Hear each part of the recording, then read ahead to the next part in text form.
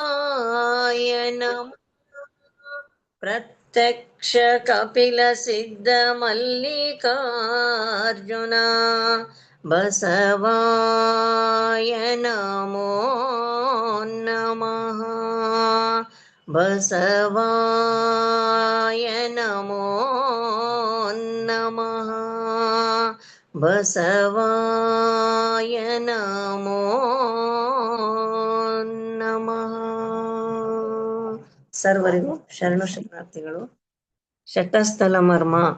ನಾವು ಉದಿಸಿ ಬಂದದ್ದು ಹೀಗೆ ಸಹಜದಿಂದ ನಿರಾಲಂಬಕ್ಕೆ ಬಂದು, ನಿರಾಲಂಬದಿಂದ ನಿರಂಜನ ಲಿಂಗಕ್ಕೆ ಬಂದು, ನಿರಂಜನ ಲಿಂಗದಿಂದ ನಿಶೂನ್ಯ ಲಿಂಗಕ್ಕೆ ಬಂದು, ನಿಶೂನ್ಯ ಲಿಂಗದಿಂದ ನಿಷ್ಕಲ ಲಿಂಗಕ್ಕೆ ಬಂದು, ನಿಷ್ಕಲ ಲಿಂಗದಿಂದ ಆತ್ಮತತ್ವದ ಐಕ್ಯ ಸ್ಥಳದ ಮಹಾಲಿಂಗದಲ್ಲಿ ಓಂಕಾರ ಪ್ರಣವ ಸ್ವರೂಪರಾಗಿ, ಆಕಾಶ ತತ್ವದ ಶರಣಸ್ಥಳದ ಪ್ರಸಾದಲಿಂಗದಲ್ಲಿ ಯಕಾರ ಪ್ರಣವ ಸ್ವರೂಪರಾಗಿ, ವಾಯುತತ್ವದ ಪ್ರಾಣಲಿಂಗಿ ಸ್ಥಳದ ಜಂಗಮಲಿಂಗದಲ್ಲಿ ವಕಾರ ಪ್ರಣವ ಸ್ವರೂಪರಾಗಿ, ಅಗ್ನಿತತ್ವದ ಪ್ರಸಾದಿ ಸ್ಥಳದ ಶಿವಲಿಂಗದಲ್ಲಿ ಶಿಕಾರ ಪ್ರಣವ ಸ್ವರೂಪರಾಗಿ, ಅಪ್ಪು ತತ್ವದ ಮಾಹೇಶ್ವರ ಸ್ಥಳದ ಗುರುಲಿಂಗದಲ್ಲಿ ಮಕಾರ ಪ್ರಣವ ಸ್ವರೂಪರಾಗಿ, ಪೃಥ್ವಿ ತತ್ವದ ಭಕ್ತ ಸ್ಥಳದ ಆಚಾರಲಿಂಗದಲ್ಲಿ ನಕಾರ ಪ್ರಣವ ಸ್ವರೂಪರಾಗಿ, ಮಹಾಲಿಂಗದ ಆಣತೆ ಹಿಡಿದು ಪವಿತ್ರವಾದ ತಂದೆ ತಾಯಿಗಳ ಚಿದ್ಗರ್ಭದಿಂದ ಉದಯಿಸಿ ಈ ಲಿಂಗಲೀಲಾ ಕ್ರಿಯಾಭೂಮಿಗೆ ಬಂದಿದ್ದೇವೆ. ಆದ್ದರಿಂದ ನಮ್ಮ ಮೂಲ ಸ್ವರೂಪದ ಹೆಸರು ನಮಃ ಶಿವಾಯ. ಓಂ ಬಸವ. ನಮಃ ಶಿವಾಯ. ಓಂ ಬಸವ. ನಮಃ ಶಿವಾಯ. ಓಂ ಬಸವ. ಸರ್ವರಿಗೂ ಶರಣು ಶರಣಾರ್ಥಿಗಳು. ಓಂ ಶ್ರೀ ಗುರು ಬಸವಲಿಂಗಾಯ ನಮಃ. ಸ್ವಾನುಭವ ನೆಲೆ ಇಂದಿನ ಸದ್ಭಾವಗೋಷ್ಠಿಗೆ ಎಲ್ಲ ಶರಣ ತಂದೆ ತಾಯಂದ್ರಿಗೂ ಶರಣು ಶರಣಾರ್ಥಿಗಳು. ನೆನೆಯ ಮೂಲಕ ಚಾಲನೆ ಇರತಕ್ಕಂತ ಎಲುಗರವರ ಭಕ್ತಿಯ ಶರಣ ಶರಣಾರ್ಥಿಗಳು ಶರಣಾರ್ಥಿಗಳು ಹಾಗೂ ಇಂದಿನ ಸ್ವಾನುಭವ ನೆಲೆ ಸದ್ಭಾವಗೋಷ್ಠಿಯಲ್ಲಿ ಭಾಗವಹಿಸತಕ್ಕಂತ ಸರ್ವ ಶರಣ ಬಂಧುಗಳ ಶ್ರೀಪಾದಕ್ಕೆ ಭಕ್ತಿಯ ಶರಣ ಶರಣಾರ್ಥಿಗಳು ಅರ್ಪಿಸ್ತಾ, ಇಂದು 2057ನೇ ಸ್ವಾನುಭವ ನೆಲೆಯ ಸದ್ಭಾವಗೋಷ್ಠಿಯಲ್ಲಿ ಶಿವಯೋಗ ಕುರಿತಾಗಿ ಅಂತ ಡೈರೆಕ್ಟರ್ ದಯಾನಂದ ಅವರನ್ನು ಪಾಠ ಮಾಡಲಿದ್ದಾರೆ. ಅಪರ ಶರಣ ಶರಣಾರ್ಥಿ ತಾವು ಪ್ರಾರಂಭಿಸಿರಪ್ಪ. ಶರಣು ಶರಣಾರ್ಥಿಯನ್ನ ಅನ್ನ ಸ್ಕ್ರೀನ್ ಕಾಣಿಸ್ತಾ ಇದೆ ಅಲ್ಲ? ಕಾಣಿಸ್ತಾ ಇದೆ. ಧ್ವನಿ ಕೇಳಿಸ್ತಾ ಇದೆ? ಕೇಳಿಸ್ತಾ ಇದೆ. ಶರಣು ಶರಣಾರ್ಥಿಗಳು. ಶರಣು ಶರಣಾರ್ಥಿ ಅಮ್ಮ. ಎಲ್ಲರಿಗೂ ಶರಣು ಶರಣಾರ್ಥಿಗಳು. ಓಂ ಶ್ರೀ ಗುರು ಬಸವಲಿಂಗಾಯ ನಮಃ. ಶರಣರ ಶಿವಯೋಗ ಅಂತ ಒಂದು ಅನುಪಮವಾದ ಅಭ್ಯಸನದಲ್ಲಿ ಈ ವಿಷಯ ಏನಿರಬಹುದು ಅಂತ ನಾವು ಕೆಲವು ತಿಂಗಳುಗಳಿಂದ ನೋಡಿದ್ವಿ. ಅಲ್ಲಿ ಒಂದು ಅಗಾಧವಾದ ಶಿವಜ್ಞಾನ, ಆ ಶಿವಜ್ಞಾನದವನ್ನು ಅರ್ಥಕೊಂಡು ಶಿವಯೋಗವನ್ನ ಹೇಗೆ ಮಾಡಿಕೊಂಡು ಲಿಂಗಾಂಗ ಸಮರತಿಯನ್ನ ಹೇಗೆ ಸಾಧಿಸಬೇಕು ಅನ್ನೋದೇ ಶರಣರ ಶಿವಯೋಗವಾಗಿದೆ. ಅದಕ್ಕೆ ನಾನು ಏನ್ ಮಾಡಿದೆ ಅಂದ್ರೆ, ನನ್ನ ಪುಸ್ತಕವನ್ನ 3 ಭಾಗಗಳಲ್ಲಿ ಮಾಡಿಕೊಂಡು, ಒಂದು ಭಾಗ 1ರಲ್ಲಿ ಶರಣರ ಶಿವಯೋಗದ ಅಭ್ಯಸನ ಮಾಡಿದ್ವಿ, ಇಷ್ಟು ದಿನ ಮಾಡಿದ್ವಿ. ಇವತ್ತಿನಿಂದ ಭಾಗ 2 ಈ ಅಂಗವನ್ನ ಲಿಂಗದ ಕಡೆಗೆ ಹೇಗೆ ಸಾಗಿಸಬಹುದು, ಅಂಗದಿಂದ ಲಿಂಗದತ್ತ ನಮ್ಮ ಪ್ರಯಾಣ ಹೇಗೆ ಸಾಗಬೇಕಾಗಿದೆ ಅದನ್ನ ನೋಡೋದಿದೆ.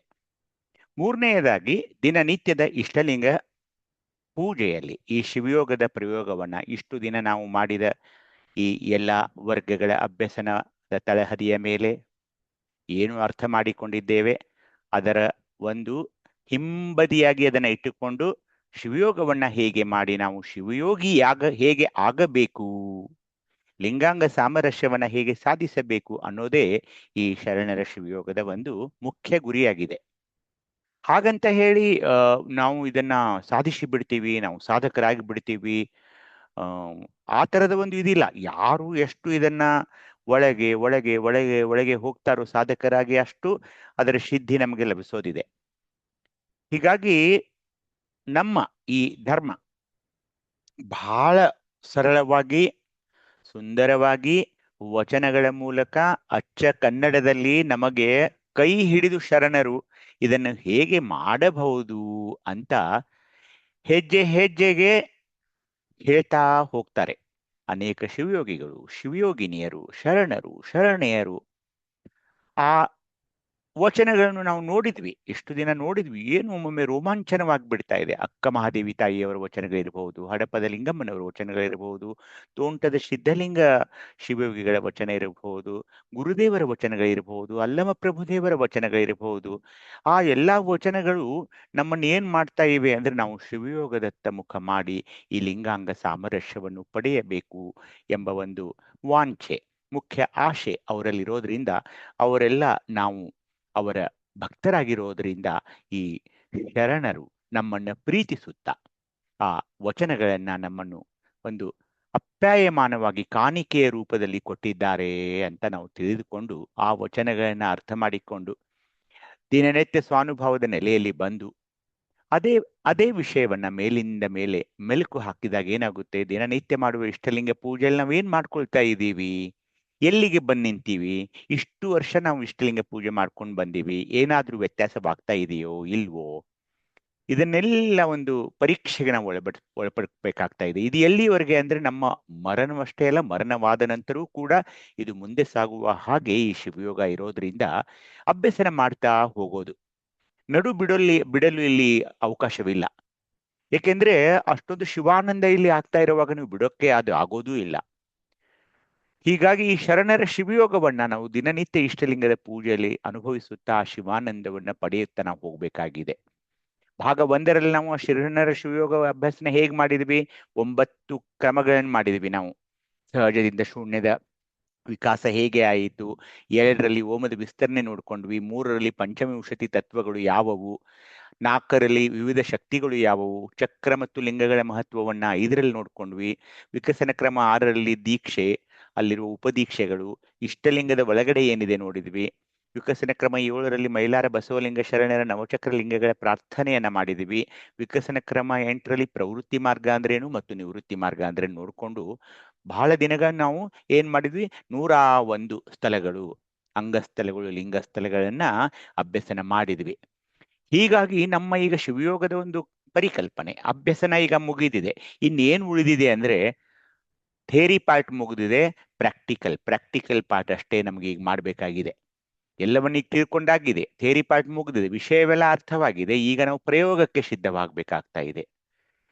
ಹೀಗಾಗಿ ಇವತ್ತಿನಿಂದ ನಾವು ಅಂಗದಿಂದ ಲಿಂಗದತ್ತ ಭಾಗ 2 ಮಾಡ್ಬೇಕಾಗ್ತಾ ಇದೆ. ಇಲ್ಲೇನಂದ್ರೆ ಅಧ್ಯಾಯ 1ರಲ್ಲಿ ಭಕ್ತನ ಅಂಗ ಆಚಾರ ಲಿಂಗವಾಗುವ ಶಿವಯೋಗ ಇದೆ. ಅಧ್ಯಾಯ 2ರಲ್ಲಿ ಮಹೇಶನ ಅಂಗ ಗುರುಲಿಂಗವಾಗುವ ಶಿವಯೋಗ ಇದೆ. ಅಧ್ಯಾಯ 3ರಲ್ಲಿ ಪ್ರಸಾದಿ ಅಂಗ ಶಿವಲಿಂಗವಾಗುವ ಶಿವಯೋಗವಿದೆ. ಅಧ್ಯಾಯ 4ರಲ್ಲಿ ಪ್ರಾಣಲಿಂಗಿ ಅಂಗ ಜಂಗಮಲಿಂಗವಾಗುವ ಶಿವಯೋಗವಿದೆ. ಹಾಗೇನೆ ಅಧ್ಯಾಯ 5ರಲ್ಲಿ ಶರಣನ ಅಂಗ ಪ್ರಸಾದ ಲಿಂಗವಾಗುವ ಶಿವಯೋಗವಿದೆ. ಅಧ್ಯಾಯ 6ರಲ್ಲಿ ಐಕ್ಯನಂಗ ಮಹಾಲಿಂಗವಾಗುವ ಶಿವಯೋಗವನ್ನು ನಾವು ಮಾಡ್ಬೇಕಾಗ್ತಾ ಇದೆ. ಅಧ್ಯಾಯ 7ರಲ್ಲಿ ತ್ಯಾಗಾಂಗ ಇಷ್ಟಲಿಂಗವಾಗುವ ಶಿವಯೋಗ, 8ರಲ್ಲಿ ಭೋಗಾಂಗ ಪ್ರಾಣಲಿಂಗವಾಗುವ ಶಿವಯೋಗ, 9ರಲ್ಲಿ ಯೋಗಾಂಗ ಭಾವಲಿಂಗವಾಗುವ ಶಿವಯೋಗವನ್ನು ನಾವು ಮಾಡ್ಬೇಕಾಗ್ತಾ ಇದೆ ಬಂಧುಗಳೇ. ಅಧ್ಯಾಯ 10ರಲ್ಲಿ ಅನುಚಕ್ರದ ದರ್ಶನ ಮಾಡಿಕೊಂಡು ಅನುಲಿಂಗದ ಶಿವಯೋಗವನ್ನ ನಾವು ಮಾಡಬೇಕಾಗ್ತಾ ಇದೆ. ಹೀಗಾಗಿ ಈ 10 ಅಧ್ಯಾಯಗಳು ನಮ್ಮನ್ನ ಅಂಗದಿಂದ ಲಿಂಗದತ್ತ ಪ್ರಯಾಣ ಮಾಡಲು ಸಹಕಾರ ಮಾಡ್ತಾ ಇವೆ, ಸಹಾಯ ಮಾಡ್ತಾ ಇವೆ. ಈ ಭಾಗ 2ರ ಮೊದಲನೇ ಅಧ್ಯಾಯವನ್ನ ಇವತ್ತು ನಾವು ಆರಂಭಿಸೋಣ. ಅದು ಭಕ್ತನಂಗ ಆಚಾರಲಿಂಗವಾಗುವ ಶಿವಯೋಗ. ಯಾಕೆ ಈ ಆಚಾರಲಿಂಗ ಅಷ್ಟೊಂದು ಮಹತ್ವದ್ದಾಗಿದೆ ಅಂದ್ರೆ, ಅರಿವಿನ ಮಾರಿ ತಂದೆಯವರು ಹೇಳ್ತಾರೆ, ಇಲ್ಲಿಂದಲೇ ಯಾಕೆ ಶಿವಯೋಗ ಆರಂಭವಾಗ್ತಾ ಇದೆ. ಬಹಳ ಸೊಗಸಾಗಿ ಅವರು ಹೇಳ್ತಿದ್ದಾರೆ. ಏನಂದ್ರೆ, ಶರೀರದಲ್ಲಿ ಅಂದ್ರೆ ನನ್ನ ದೇಹದಲ್ಲಿ ಷಡಾಧಾರ ಚಕ್ರ ಉಂಟೆಂಬರು. ಷಡಾಧಾರ ಚಕ್ರಗಳು ಯಾವುವು?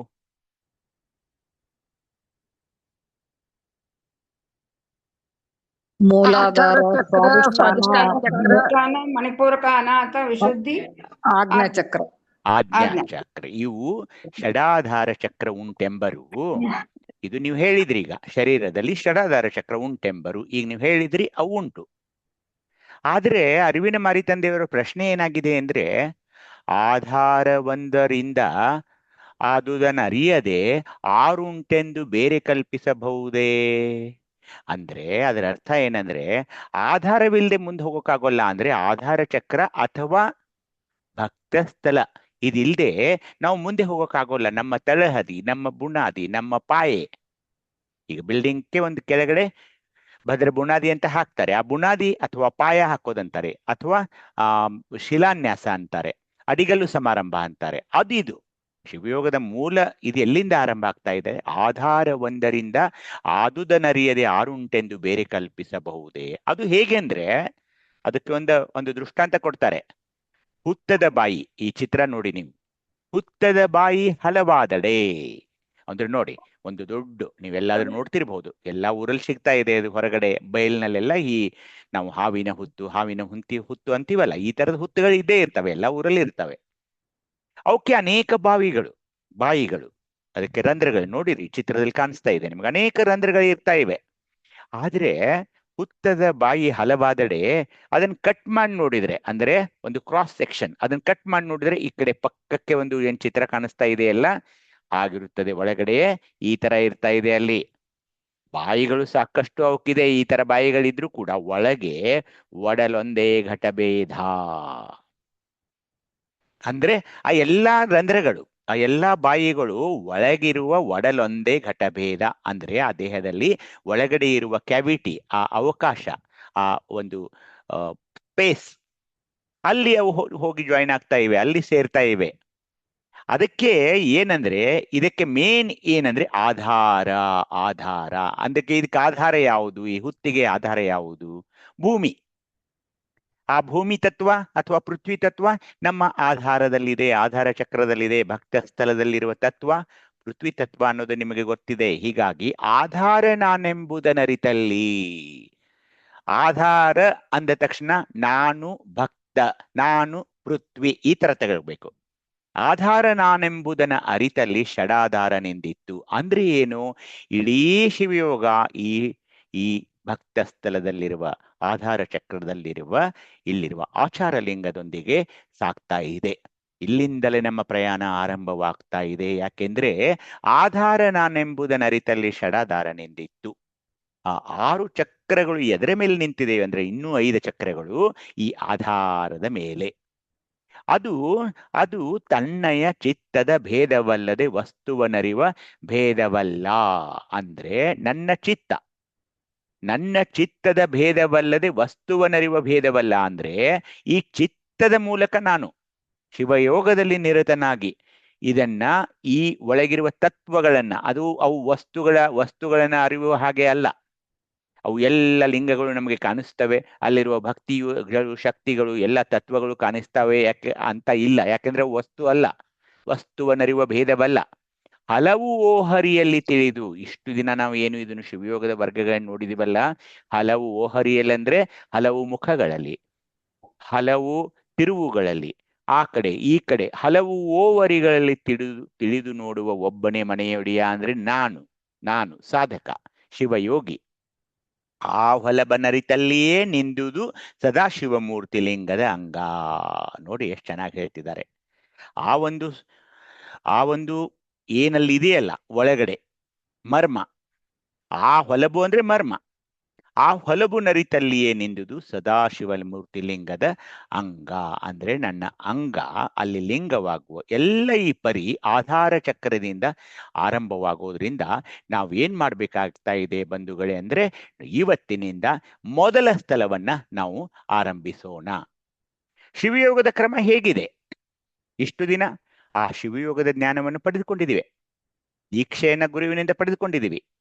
ಸರ್ವಾಚಾರ ಸಂಪತ್ತು ಸಂಪನ್ನನಾಗಿ ಆ ಶ್ರೀ ಗುರು ಕರಸ್ಥಲಕ್ಕೆ ಕೊಟ್ಟಿರುವ ಇಷ್ಟಲಿಂಗ ಮೂರ್ತಿಯನ್ನ ಎಡಕರ ಹಸ್ತದಲ್ಲಿ ಹಿಡಿದುಕೊಂಡು ಪ್ರತಿಷ್ಠಾಪಿಸಿಕೊಂಡು ನಾಸಿಕಾಗ್ರದಿಂದ ಅನುಕೂಲಕರ ಅಂತರಕ್ಕೆ, ಅದು ಇಷ್ಟೇ ಇಂಚು ಅಷ್ಟೇ ಇಂಚು, ಎಷ್ಟು ದೂರ ಹಿಡಿಬೇಕು ಅದಲ್ಲ, ಹಾಗೆಲ್ಲ ಮಾತಾಡಬಾರ್ದು. ನನಗೆಷ್ಟು ಸಮರ್ಪಕ ಅಂದ್ರೆ ಅಳಿದು ನೋಡೋದಲ್ಲ, ನನ್ನ ಕಣ್ಣಿಗೆ ಅನುಕೂಲಕರವಾಗಿ ನಾನು ಎಷ್ಟು ಹಿಡಿಯಬಹುದು, ಕಣ್ಣಿಗೆ ಹಿಡ್ಕೊಳ್ಳೋಕು ಕೈ ಜೋಂಬರದ ಹಾಗೆ ಆರಾಮಾಗಿ ನನ್ನ ಕಣ್ಣುಗಳಿಂದ ಹೇಗೆ ವೀಕ್ಷಣೆ ನಾನು ಮಾಡಬಹುದು ಆ ಇಷ್ಟಲಿಂಗ ನಿಮ್ಮ ನಿಮ್ಮ ಅನುಕೂಲ ಪ್ರಕಾರ ನಾಸಿಕಾಗ್ರದಿಂದ ಅನುಕೂಲಕರ ಅಂತರಕ್ಕೆ ಹಿಡಿದು ಅರೆ ತೆರೆದ ಕಂಗಳಿಂದ ಅನಿಮಿಷ ದೃಷ್ಟಿಯಿಂದ ಎವೆ ಮಾಟವಿಲ್ಲದೆ ಕಣ್ಣು ಮುಚ್ಚದೆ ನಿರೀಕ್ಷಿಸುತ್ತಿರಬೇಕು. ಪ್ರತಿಷ್ಠಾಪನೆ ಆಗ್ಬೇಕು. ಅದನ್ನ ಒಂದು ಅಂತರದಲ್ಲಿ ನನ್ನ ಎಡಕರ ಹಸ್ತದಲ್ಲಿ ಇಟ್ಟುಕೊಂಡು ಅರೆ ತೆರೆದ ಕಣ್ಣುಗಳಿಂದ ಅನಿಮಿಷ ದೃಷ್ಟಿಯಿಂದ ಅದನ್ನು ನಿರೀಕ್ಷಿಸುತ್ತಿರಬೇಕು. ಇಲ್ಲಿಂದ ಅದು ಶಿವಯೋಗದ ಕ್ರಮ ಆರಂಭವಾಗುವುದಿದೆ. ಬಾಹ್ಯ ದೃಷ್ಟಿಯು ಎಲ್ಲಿಡಬೇಕು? ಇಷ್ಟಲಿಂಗದಲ್ಲಿ ಹೇಳಲ್ಪಟ್ಟ ವೃತ್ತಸ್ಥಾನದಲ್ಲಿ ಅಂತ ಭಾವಿಸು, ಅಂದ್ರೆ ಇಷ್ಟಲಿಂಗದಲ್ಲಿ ಇದೆ ಅಂತ ಭಾವಿಸಬೇಕು. ಅಂತರದೃಷ್ಟಿ ಭಾವನೆಯನ್ನ ಆಧಾರ ಚಕ್ರದಲ್ಲಿಡುವುದು. ಅದು ಎಲ್ಲಿದೆ? ಬುಧಮಂದಿರ. ಅಂದ್ರೆ ಆಧಾರ ಚಕ್ರ ಎಲ್ಲಿದೆ ಆ ಸ್ಥಾನ ತಮಗೆ ಗೊತ್ತಿದೆ, ಅಲ್ಲಿ ಅದನ್ನ ಒಳದೃಷ್ಟಿಯನ್ನ ಇಡೋದು. ಅದಕ್ಕೆ ಅಂತರ್ದೃಷ್ಟಿನೂ ಅಂತ ಅಂತಿದ್ದಾರೆ. ಆಧಾರ ಚಕ್ರವು ಪಿಂಡಾಂಡದಲ್ಲಿ ಪೃಥ್ವಿಯ ನೆಲೆ ಎಂದು ತಿಳಿದು ಆ ಪಿಂಡಾಂಡದಲ್ಲಿ ಪೃಥ್ವಿ ತತ್ವ ಪ್ರಧಾನವಾದ ವಿಸ್ತಾರ ಭಾಗವು ಗುದ, ಗುಹ್ಯ, ಪಾದ, ಪಾನಿ, ವಾಕ್ ಎಂಬ ಕರ್ಮೇಂದ್ರಿಯಗಳಾಗಿರುವವು. ಆದ ಕಾರಣ ಇಲ್ಲಿ ನಕಾರ ಪಂಚಾಕ್ಷರಗಳೆನಿಸುವವು. ಇಲ್ಲಿಯ ಗುಣ ಯಾವುದು? ಪೃಥ್ವಿಯು ಗಂಧಗುಣ ಪ್ರಧಾನವಾಗಿದ್ದು ಆ ಗಂಧಗುಣ ಸಂಬಂಧಿಯಾದಂತಹ ಅಸ್ಥಿ, ಮಾಂಸ, ನರ, ಚರ್ಮ, ರೋಮದಲ್ಲಿ ಸಮೀಕರಣವಾಗಿದೆ. ಹೀಗೆ ಇಲ್ಲಿ ಈ ಸ್ಥಳದಲ್ಲಿ ಏನೇನಿದೆ ಅಂದ್ರೆ ಉದಗುಹ್ಯ, ಪಾದ, ಪಾನಿ, ವಾಕಲ್ದೆ ಅಸ್ಥಿ, ಮಾಂಸ, ನರ, ಚರ್ಮ, ರೋಮ ಇವೆಲ್ಲ ಅಲ್ಲಿ ಇವೆ ಅಂತ ಅಂದು ಇಲ್ಲಿಯ ಒಂದು ಪ್ರಣವಾಕ್ಷರ ನಕಾರ ಇದೆ ಅಂತ ತಮಗೆ ಈಗಾಗಲೇ ಗೊತ್ತಿದೆ. ಸುಮ್ಮನೆ ಹೇಗೆ ಶಿವಯೋಗದಲ್ಲಿ ಅದನ್ನು ಮಾಡ್ಕೊಳ್ಬೇಕು ಅಂತ. ಹೀಗಾಗಿ ಆಚಾರಲಿಂಗಿರುವ ಭಕ್ತ ಸ್ಥಳದ 24 ಸಕ್ಕಿಲೆಗಳನ್ನು ನಾವು ಮಾರ್ಗಕ್ರಿಯೆ, ಮೀರಿದ ಕ್ರಿಯೆ ಅಂದ್ರೆ ಏನು, ಮಾರ್ಗಕ್ರಿಯೆ ಅಂದ್ರೆ ಏನು, ಇದು ಪ್ರಾಕ್ಟಿಕಲ್ ಇರುತ್ತೆ. ಮೀರಿದ ಕ್ರಿಯೆ ಅಂದ್ರೆ ಏನು, ಪ್ರಯೋಗ ಇರುತ್ತೆ. ಮಾರ್ಗಕ್ರಿಯೆ ಅಂದ್ರೆ ಏನು, ನಾವು ಭಕ್ತ ಸ್ಥಳ, ಮಹೇಶ ಸ್ಥಳ, ಪ್ರಸಾದಿ ಸ್ಥಳದ ಇಲ್ಲಿರುವ ಶಕ್ತಿಗಳು, ಅದು ಕ್ರಿಯಾಶಕ್ತಿ, ಜ್ಞಾನಶಕ್ತಿ, ಇಚ್ಛಾಶಕ್ತಿಗಳಾದ್ರೆ ಇಲ್ಲಿ ಮೀರಿದ ಕ್ರಿಯೆಗಳಲ್ಲಿ ನಿಮಗೆ ಪರಾಶಕ್ತಿ, ಆದಿಶಕ್ತಿ, ಚಿಶಕ್ತಿಗಳು ಸಿಗ್ತಾ ಇವೆ.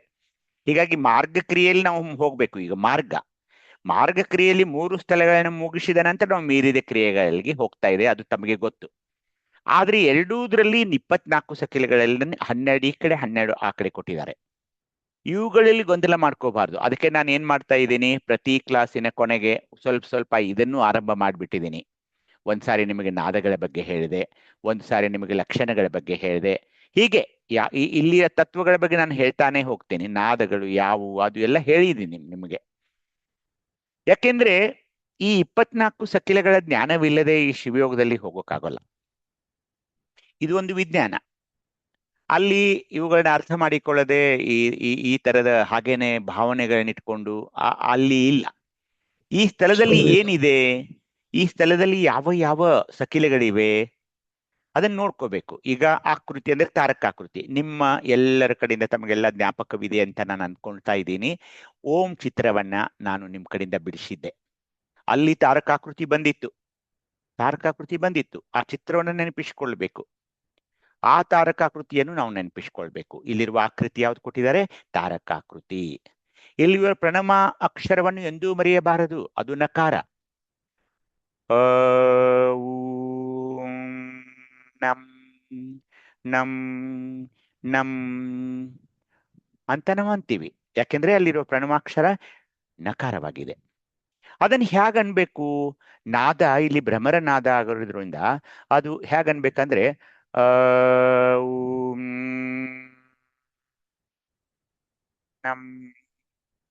ಆ ಮ ಅನ್ನೋದಕ್ಕೆ ಆ ಗುಂಗಿಯ ಹುಳ ಭೃಂಗಿ ಹೇಗೆ ಮ ಅನ್ನುತ್ತಲ್ಲ, ಆ ನಾದವನ್ನ ಇಲ್ಲಿ ತರಬೇಕಾಗ್ತಾ ಇದೆ. ಯಾಕಂದ್ರೆ ಇಲ್ಲಿ ನಾದ ಭ್ರಮರ ನಾದ ಆಗಿದೆ. ಇಲ್ಲಿರುವ ಸ್ಥಳ ಭಕ್ತ ಸ್ಥಳ ಅಂತ ತಮಗೆ ಗೊತ್ತು. ಶಟಸ್ಥಳದಲ್ಲಿಯೇ ಮೊದಲನೆಯ ಸ್ಥಳ ಭಕ್ತ ಸ್ಥಳ, ಅದು ಗೊತ್ತಾಯಿದೆ. ಇಲ್ಲಿರುವ ಚಕ್ರ ಆಧಾರ ಚಕ್ರವಿದೆ. ಈ ವರ್ಣಗಳ ಬಗ್ಗೆ ನಾನು ಒಂದ್ಸರಿ ಮಾತಾಡ್ತೀನಿ. ಯಾಕೆಂದ್ರೆ ಈ ವರ್ಣಗಳು ಹಲವಾರು ಶರಣರು ಬೇರೆ ಬೇರೆ ವರ್ಣಗಳನ್ನು ಬೇರೆ ಬೇರೆ ಸ್ಥಳಗಳಲ್ಲಿ ಹೇಳ್ತಾರೆ. ಒಂದ್ ಕ್ಲಾಸ್ನಲ್ಲಿ ಅದನ್ನ ನಿಮಗೆ ವರ್ಣಗಳ ಬಗ್ಗೆ ನಾನು ಹೇಳ್ತೀನಿ. ಹೆಚ್ಚು ಅದಕ್ಕೆ ಮಹತ್ವ ಕೊಟ್ಟು ಇದೇ ವರ್ಣ ನಾನಲ್ಲಿ ಕಲ್ಪಿಸಬೇಕು, ಆ ವರ್ಣ ನಾನು ಆ ಪೂಜೆ ಮಾಡುವಾಗ ಇಷ್ಟಲಿಂಗವನ್ನು ನಿರೀಕ್ಷಿಸುತ್ತಿರುವಾಗ ಆ ವರ್ಣವೇ ಅಲ್ಲಿ ನನ್ನ ಕಣ್ಣುಗಳ ಮುಂದೆ ಬರುತ್ತೆ ಅಂತ ಈ ಒಂದು ಭಾವನೆಗಳಲ್ಲಿ ಇರಬೇಡಿ. ಯಾಕೆಂದ್ರೆ ಬೇರೆ ಬೇರೆ ಶರಣರು ಬೇರೆ ಬೇರೆ ವರ್ಣಗಳನ್ನ ಹೇಳ್ತಾ ಹೋಗ್ತಾರೆ. ಅಲ್ಲಿ ಕನ್ಫ್ಯೂಷನ್ ಮಾಡ್ಕೊಳ್ಳೋದು ಬೇಡ. ಒಂದೇ ಯಾವುದಾದ್ರೂ ತಗೊಳ್ಳಿ. ಈಗ ಶ್ವೇತ ಅಂತ ಇಟ್ಕೊಳ್ಳೋಣ. ವರ್ಣ ಶ್ವೇತ, ಪೀತ ಹೀಗೆಲ್ಲ ಬರುತ್ತೆ. ಮೊದಲು ಇಲ್ಲಿ ಶ್ವೇತ ಅಂತ ಇಟ್ಕೊಳ್ಳೋಣ. ಅಂಗ ಇಲ್ಲಿ ಪೃಥ್ವಿ ಯಾಕಂದ್ರೆ ನೀವು ನೆಲದ ಮೇಲೆ ಕುಳಿತುಕೊಳ್ಳೋ ತನಕ ಶಿವಯೋಗವನ್ನ ಆರಂಭಿಸೋಕ್ಕಾಗೋಲ್ಲ. ಇದು ಪೃಥ್ವಿ ತತ್ವ. ಅದಕ್ಕೆ ಗುರುತ್ವಾಕರ್ಷಣ ಶಕ್ತಿ ಕೆಳಗಡೆ ನಮ್ಮನ್ನ ಎಳೆಯಬಾರ್ದಂತೆ ನಾವು ಒಂದು ಡಿಸ್ಕಷನ್ ಮಾಡಿದಾಗ ಒಂದು ಮನೆಯನ್ನು ಕಂಬಳಿಯನ್ನು ನಡುವೆ ಹಾಕೊಳ್ತೀವಿ. ಯಾಕಂದ್ರೆ ಪೃಥ್ವಿ ತತ್ವ ಪೃಥ್ವಿಯ ಮೇಲೆ ಕುಳಿತುಕೊಂಡು ಇದನ್ನ ನಾವು ಆರಂಭಿಸ್ತಾ ಇವಿ. ಇಲ್ಲಿರುವ ಆತ್ಮ ಜೀವಾತ್ಮವಾಗಿದೆ. ಈ ಆತ್ಮಗಳ ಬಗ್ಗೆನೂ ಒಂದ್ಸಾರಿ ಕ್ಲಾಸ್ ತಗೊಳ್ಳೋದಿದೆ. ತನು ಅಂದ್ರೆ ಏನು, ಹಸ್ತ ಅಂದ್ರೆ ಏನು, ಇದ್ರ ಬಗ್ಗೆನೂ ಕ್ಲಾಸ್ ತಗೊಳ್ತೀವಿ. ಲಿಂಗ ಇಲ್ಲಿ ಗೊತ್ತಿರುವ ಹಾಗೆ ಆಚಾರ ಲಿಂಗ. ಯಾವ ಯಾವ ಲಿಂಗ ಯಾಕೆ ಹಾಕೊಟ್ಟಿದ್ದಾರೆ ಅದನ್ನು ನೋಡೋಣ. ಮುಖ ಇಲ್ಲಿರೋದು ಮೂಗು, ಗ್ರಹಣ. ಇಷ್ಟು ಅರ್ಥ ಮಾಡಿಕೊಂಡು ಶಿವಯೋಗದಲ್ಲಿ ನಾವು ತೊಡಗಬೇಕಾಗ್ತಾ ಇದೆ.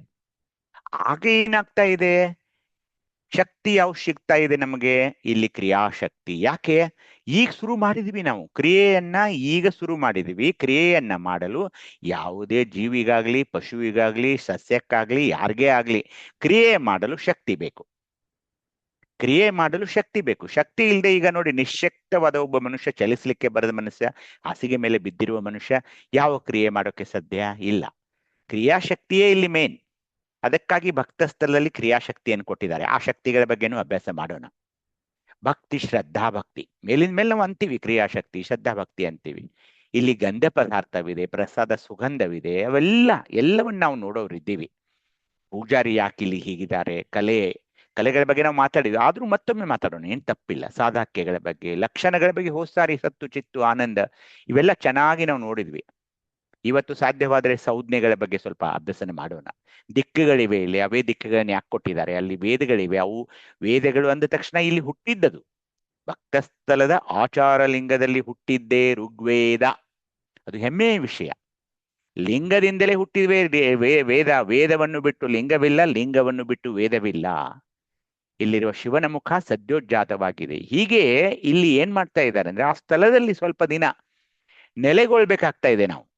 ಅಂದ್ರೆ ಏನು, ಒಂದು ಸ್ಥಳದಲ್ಲಿ ನಿಂತಾಗಲೇ ಆ ಸ್ಥಳದ ಅರಿವಾಗುತ್ತೆ. ಈಗ ಒಂದು ಊರಲ್ಲಿ ನಾನು ಹೋಗಿ ಆ ಊರನ್ನ ಅಭ್ಯಾಸ ಮಾಡ್ಬೇಕಾದ್ರೆ 1 ಗಂಟೆಯಲ್ಲಿ ಆಗೋಲ್ಲ. ಅದು ಸ್ವಲ್ಪ ದಿನ ಆದ್ರೂ ನಾನು ಅಲ್ಲಿ ಇರ್ಬೇಕಾಗುತ್ತೆ. ಮಿನಿಮಮ್ 1 ವಾರ ಆದ್ರೂ ಅಲ್ಲಿ ಇರ್ಬೇಕಾಗುತ್ತದೆ.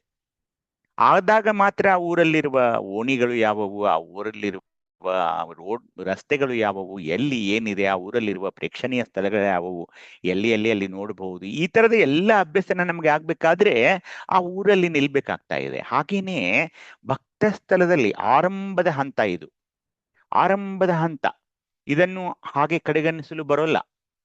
ಇಲ್ಲಿರುವ ಅಕ್ಷರಗಳು ಯಾವುದು, ಇಲ್ಲಿ ಮಾಡಬೇಕಾಗಿರೋ ಇಲ್ಲಿ ಕೊಡಬೇಕಾಗಿರುವ ಭಕ್ತಿ ಯಾವುದು, ನನಗಿರುವ ಇಲ್ಲಿ ಶಕ್ತಿ ಏನು, ನಾನು ಸಲ್ಲಿಸುವ ಲಿಂಗಕ್ಕೆ ಸಲ್ಲಿಸುವ ಪದಾರ್ಥ ಯಾವುದು, ಅದನ್ನು ಕೊಟ್ಟಾಗ ನನಗೆ ಯಾವ ಪ್ರಸಾದ ಸಿಗ್ತಾ ಇದೆ, ಹೀಗೆ ಎಲ್ಲಗಳನ್ನ ಸ್ವಲ್ಪ ಅರ್ಥ ಮಾಡ್ಕೊಂಡ್ರೆ ಏನಾಗುತ್ತೆ, ಇಲ್ಲಿ ನೆಲೆ ನಿಲ್ಲಲು ನಮಗೆ ಬರ್ತಾ ಇದೆ. ಹೀಗಾಗಿ ಈ ಸ್ಥಳ ಚೆನ್ನಬಸವಣ್ಣನವರು ಒಬ್ಬ ಅವಿರಳ ಜ್ಞಾನಿ. ಅವರು ಒಂದೊಂದು ಸ್ಥಳದಲ್ಲಿ ಒಂದೊಂದು ವಚನಗಳನ್ನ ಹೀಗೆ ಕೊಡ್ತಾನೆ ಹೋಗ್ತಾರೆ. ಯಾಕೆ ಹೇಳಿ, ಈ ಶತಸ್ಥಲ ಸಿದ್ಧಾಂತದ ರೂಪಕವನ್ನು ಮಾಡಿದವರೇ ಅವರು, ರೂಪಿಸಿಕೊಟ್ಟವರೇ ಅವರು. ಅದನ್ನ ಮುದ್ರೆಯೊಟ್ಟಿದ್ದು ನಮ್ಮ ಅನುಭವ ಮಂಟಪ. ಇದೇ ಆಧಾರದಲ್ಲಿ ಅನೇಕ ವಚನಗಳು ನಿಮಗೆ ಬರ್ತಾ ಹೋಗ್ತಾ ಇವೆ. ಅಂದ್ರೆ ಅನೇಕ ಶರಣರು ಇದನ್ನ ಬಿಟ್ಟು ಬೇರೆ ಹೋಗಲ್ಲ. ಅವು ಬೇರೆ ಬೇರೆ ಶಬ್ದಗಳು, ವಾಕ್ಯಗಳು ಬೇರೆ ಬರಬಹುದು, ಆದರೆ ಇದೇ ಉಳಿಯುತ್ತದೆ. ಅದಕ್ಕೆ ನಾನು ಯಾವಾಗ್ಲೂ ಇದನ್ನ ವಿಜ್ಞಾನ ಅಂತೀನಿ. ಇಲ್ಲಿ ಕನ್ಫ್ಯೂಷನ್ ಇರೋಲ್ಲ. ಭಕ್ತಂಗೆ ಪೃಥ್ವಿಯೇ ಅಂಗ ಅಂದಾಗ ಇದನ್ನ ಬಿಟ್ಟು ಇಲ್ಲಿ ಬೇರೆ ಹೇಳೋಕ್ಕಾಗಲ್ಲ. ಭಕ್ತಂಗೆ ಆಕಾಶವೇ ಅಂಗ, ಅದು ಹೀಗೆಲ್ಲ ಹೇಳೋಕ್ ಬರೋಲ್ಲ. ಭಕ್ತ ಸ್ತರದಲ್ಲಿ ಪೃಥ್ವಿಯೇ ಅಂಗ, ಭಕ್ತಂಗೆ ಪೃಥ್ವಿಯೇ ಅಂಗ.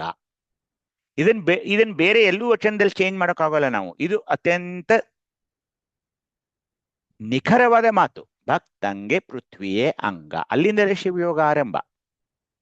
ಆ ಅಂಗಕ್ಕೆ ಸುಚಿತ್ತವೇ ಹಸ್ತ. ಅವನ ಚಿತ್ತ ಅನ್ನೋದೇನಿದೆಯಲ್ಲ, ಆ ಸುಚಿತ್ತವೇ ಅವನ ಹಸ್ತವಾಗಿದೆ. ಈಗ ಆ ಹಸ್ತಕ್ಕೆ ಕರ್ಮ ಸಾಧಾಕ್ಯ, ಆ ಸಾಧಾಕ್ಯಕ್ಕೆ ಕ್ರಿಯಾಶಕ್ತಿ, ಆ ಶಕ್ತಿಗೆ ಆಚಾರವೇ ಲಿಂಗ, ಆ ಲಿಂಗಕ್ಕೆ ನಿವೃತ್ತಿಯೇ ಕಲೆ, ಆ ಕಲೆಗೆ ಗ್ರಹಣೇಂದ್ರಿಯವೇ ಮುಖ, ಆ ಮುಖಕ್ಕೆ ಸುಪರಿಮಳ ದ್ರವ್ಯಗಳನ್ನು ರುಚಿ ತೃಪ್ತಿಯ ನರಿದು ಸದ್ಭಕ್ತಿಯಿಂದ ಅರ್ಪಿಸಿ ಸುಗಂಧ ಪ್ರಸಾದವ ಭೋಗಿಸಿ ಸುಖಿಸುತ್ತಿಯನು ಕೂಡಲ ಚೆನ್ನ ಸಂಗ ನಿಮ್ಮ ಭಕ್ತನು.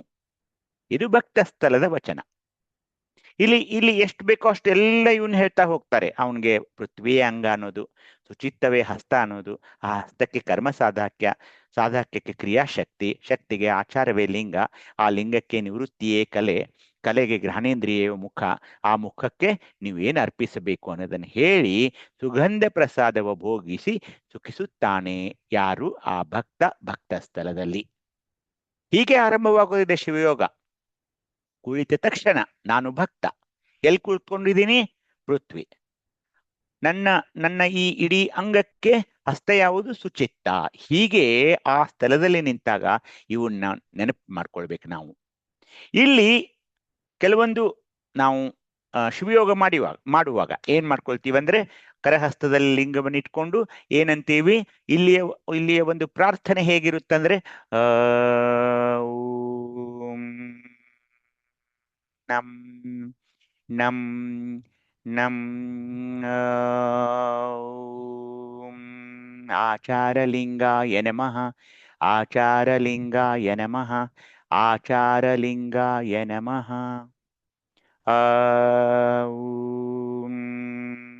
ಆಚಾರಲಿಂಗಕ್ಕೆ ಶರಣು ಶರಣಾರ್ಥಿ, ಆಚಾರಲಿಂಗಕ್ಕೆ ಶರಣು ಶರಣಾರ್ಥಿ, ಆಚಾರಲಿಂಗಕ್ಕೆ ಶರಣು ಶರಣಾರ್ಥಿ.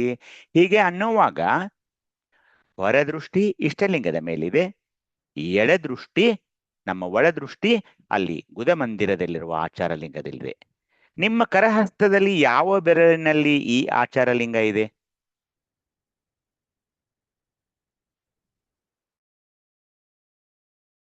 ಎಡ ಕರಹಸ್ತಿನ ಯಾವ ಬೆರಳಿನಲ್ಲಿ ಆಚಾರಲಿಂಗವಿದೆ? ಯಾರು ಹೇಳ್ತೀರಿ? ಉಂಗುರ ಬೆರಳು. ಉಂಗುರ ಬೆರಳು. ಥ್ಯಾಂಕ್ ಯು ಅಣ್ಣ. ಉಂಗುರ ಬೆರಳಿನಲ್ಲಿ ಆಚಾರಲಿಂಗವಿರ್ತಾ ಇದೆ. ಅದನ್ನು ನೆನ್ಪಿಟ್ಕೊಳ್ಬೇಕು. ಅಂದ್ರೆ ನೋಡಿ, ಇಷ್ಟಲಿಂಗ ನೋಡ್ತಾ ಇದ್ದೀರಿ, ಅದರೊಳಗೂ ಆಚಾರಲಿಂಗ ಇದೆ, ಅದು ಗೊತ್ತು ನಿಮಗೆ. ಒಳಗಿರುವ ಆ ಪೀಠಕಲಿಂಗದಲ್ಲಿ ಅಲ್ಲೂ ಆಚಾರಲಿಂಗವಿದೆ. ಇದೀಗ ಅನ್ನ ಹೇಳಿದ ಹಾಗೆ ನಿಮ್ಮ ಉಂಗುರ ಬೆರಳಿನಲ್ಲಿ ಆಚಾರಲಿಂಗವಿದೆ. ಹಾಗೇನೆ ನಿಮ್ಮ ಅಂಗದಲ್ಲಿ ಗುದಮಂದಿರದಲ್ಲಿ ಆಚಾರಲಿಂಗ ಇದೆ. ಯಾಕೆಂದ್ರೆ ಮೂಲಾಧಾರ ಚಕ್ರ ಇರೋದು ಅಲ್ಲಿ. ಹೀಗಾಗಿ ಲಿಂಗಾಂಗಿ ಅಂದಾಗ ನೋಡಿ, ಎಲ್ಲೆಲ್ಲಿ ನಿಮ್ಮ ಲಿಂಗ ಇದೆ. ನಿಮ್ಮ ಇಷ್ಟಲಿಂಗದಲ್ಲಿ ಆಚಾರಲಿಂಗ ಇದೆ, ನಿಮ್ಮ ಬೆರಳಿನಲ್ಲಿ ಆಚಾರಲಿಂಗ ಇದೆ, ನಿಮ್ಮ ಮೈಯಲ್ಲಿ ಗುದಮಂದಿರದಲ್ಲಿ ಆ ಆಚಾರಲಿಂಗವಿದೆ. ಹೀಗಾಗಿ ಇಷ್ಟಾದ್ರೂ ಅನ್ಬೇಕು ನೀವು. ಓಂ ನಮ್ ಆಗ್ಲೇ ಏನ್ ಹೇಳಿದ್ನಲ್ಲ ನಾನು, ಹಾಗೆ ಅದನ್ನ ಅನ್ಲೇಬೇಕು. ಸ್ವಲ್ಪ ನಿಧಾನವಾಗಿ ಆ ಜಪ ಹೇಗೆ ಮಾಡ್ಬೇಕು ಅದನ್ನು ಹೇಳಿದ್. ನಿಮಗೆ ಕೇಳಿಸೋ ಹಾಗೆ ನೀವು ಅನ್ಬೇಕದನ್ನ. ಜೋರಾಗಿ ಕೂಗೋದೇನ್ ಬೇಕಾಗಿಲ್ಲ. ನಿಮಗೆ ಮನಸ್ತೃಪ್ತಿಯಾದಂತೆ ಆ ಆಚಾರಲಿಂಗದ ದರ್ಶನವನ್ನ ಹೇಗೆ ಮಾಡ್ಬೇಕಂದ್ರೆ, ಅದನ್ನ ನಾನು ನೋಡ್ತಾ ಇದ್ದೀನಿ, ಅದನ್ನ ಇಷ್ಟಲಿಂಗವನ್ನ ನೋಡ್ತಾ ಇದ್ದೀನಿ. ಯಾಕೆಂದ್ರೆ ಅದು ಸಾಕಾರ ರೂಪದಲ್ಲಿ ನನ್ನ ಕರಹಸ್ತದಲ್ಲಿದೆ. ಇವೆಲ್ಲ ಆಚಾರಲಿಂಗ ಒಳಗಿರೋದು ಅವು ನಿರಾಕಾರ ಸ್ವರೂಪದಲ್ಲಿವೆ, ಕಾಣಿಸೋಲ್ಲ ಕಣ್ಣಿಗೆ.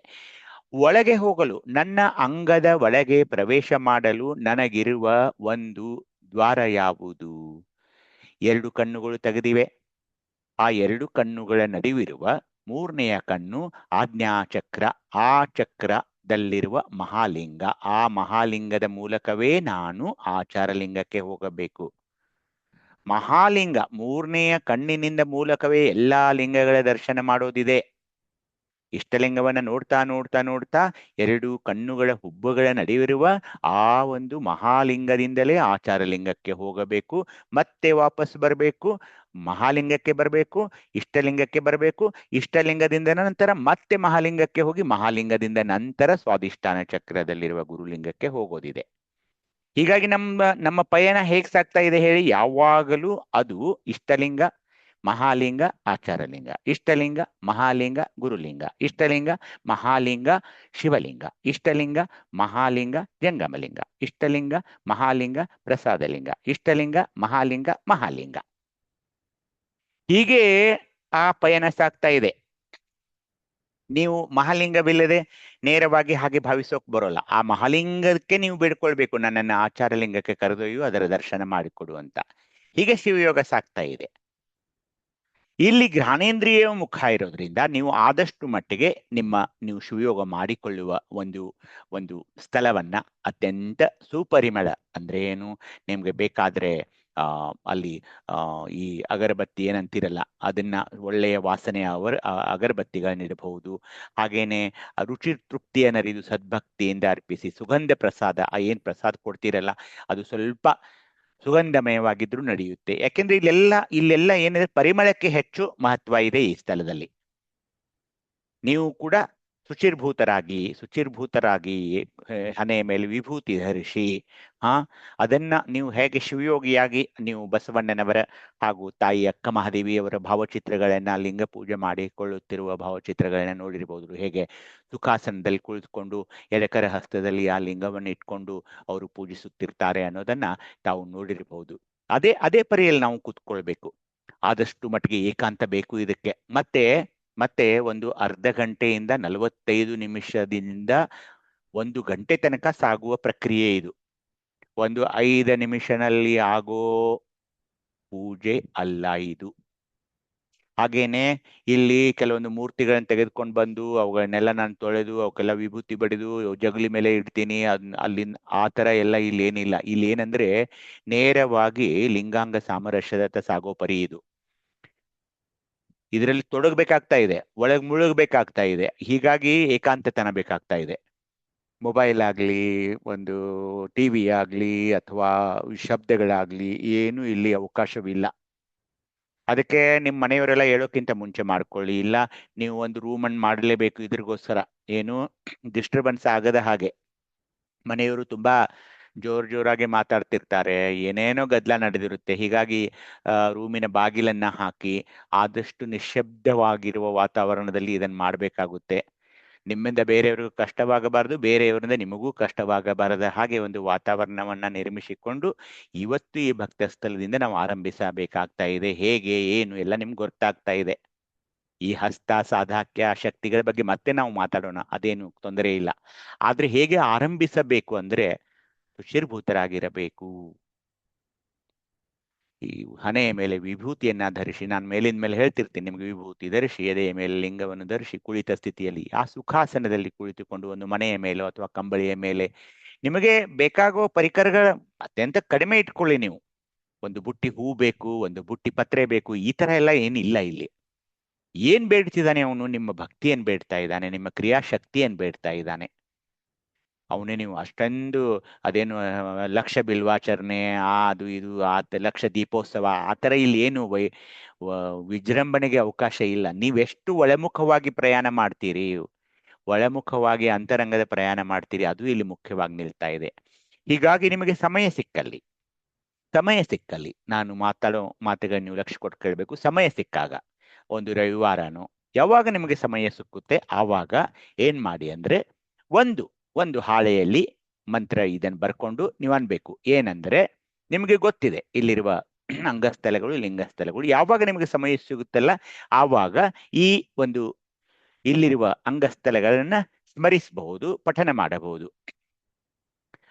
ಪಿಂಡಸ್ಥಳದ ಆಚಾರಲಿಂಗಾಯ ನಮಃ, ಪಿಂಡಜ್ಞಾನಸ್ಥಳದ ಆಚಾರಲಿಂಗಾಯ ನಮಃ, ಸಂಸಾರ ಹೇಯಸ್ಥಳದ ಆಚಾರಲಿಂಗಾಯ ನಮಃ, ಗುರುಕಾರುಣ್ಯಸ್ಥಳದ ಆಚಾರಲಿಂಗಾಯ ನಮಃ, ಲಿಂಗಧಾರಣ ಸ್ಥಳದ ಆಚಾರಲಿಂಗಾಯ ನಮಃ, ವಿಭೂತಿಧಾರಣ ಸ್ಥಳದ ಆಚಾರಲಿಂಗಾಯ ನಮಃ, ರುದ್ರಾಕ್ಷಿಧಾರಣ ಸ್ಥಳದ ಆಚಾರಲಿಂಗಾಯ ನಮಃ, ಮಹಾಮಂತ್ರಸ್ಥಳದ ಆಚಾರಲಿಂಗಾಯ ನಮಃ, ಭಕ್ತಸ್ಥಳದ ಆಚಾರಲಿಂಗಾಯ ನಮಃ, ಉಭಯಸ್ಥಳದ ಆಚಾರಲಿಂಗಾಯ ನಮಃ, ತ್ರಿವಿಧ ಸಂಪತ್ತಿ ಸ್ಥಳದ ಆಚಾರಲಿಂಗಾಯ ನಮಃ, ಚತುರ್ವಿಧ ಸಾರಾಯ ಸ್ಥಳದ ಆಚಾರಲಿಂಗಾಯ ನಮಃ, ಉಪಾಧಿ ಮಾಟ ಸ್ಥಳದ ಆಚಾರಲಿಂಗಾಯ ನಮಃ, ನಿರುಪಾಧಿ ಮಾಟ ಸ್ಥಳದ ಆಚಾರಲಿಂಗಾಯ ನಮಃ, ಸಹಜ ಮಾಟ ಸ್ಥಳದ ಆಚಾರಲಿಂಗಾಯ ನಮಃ.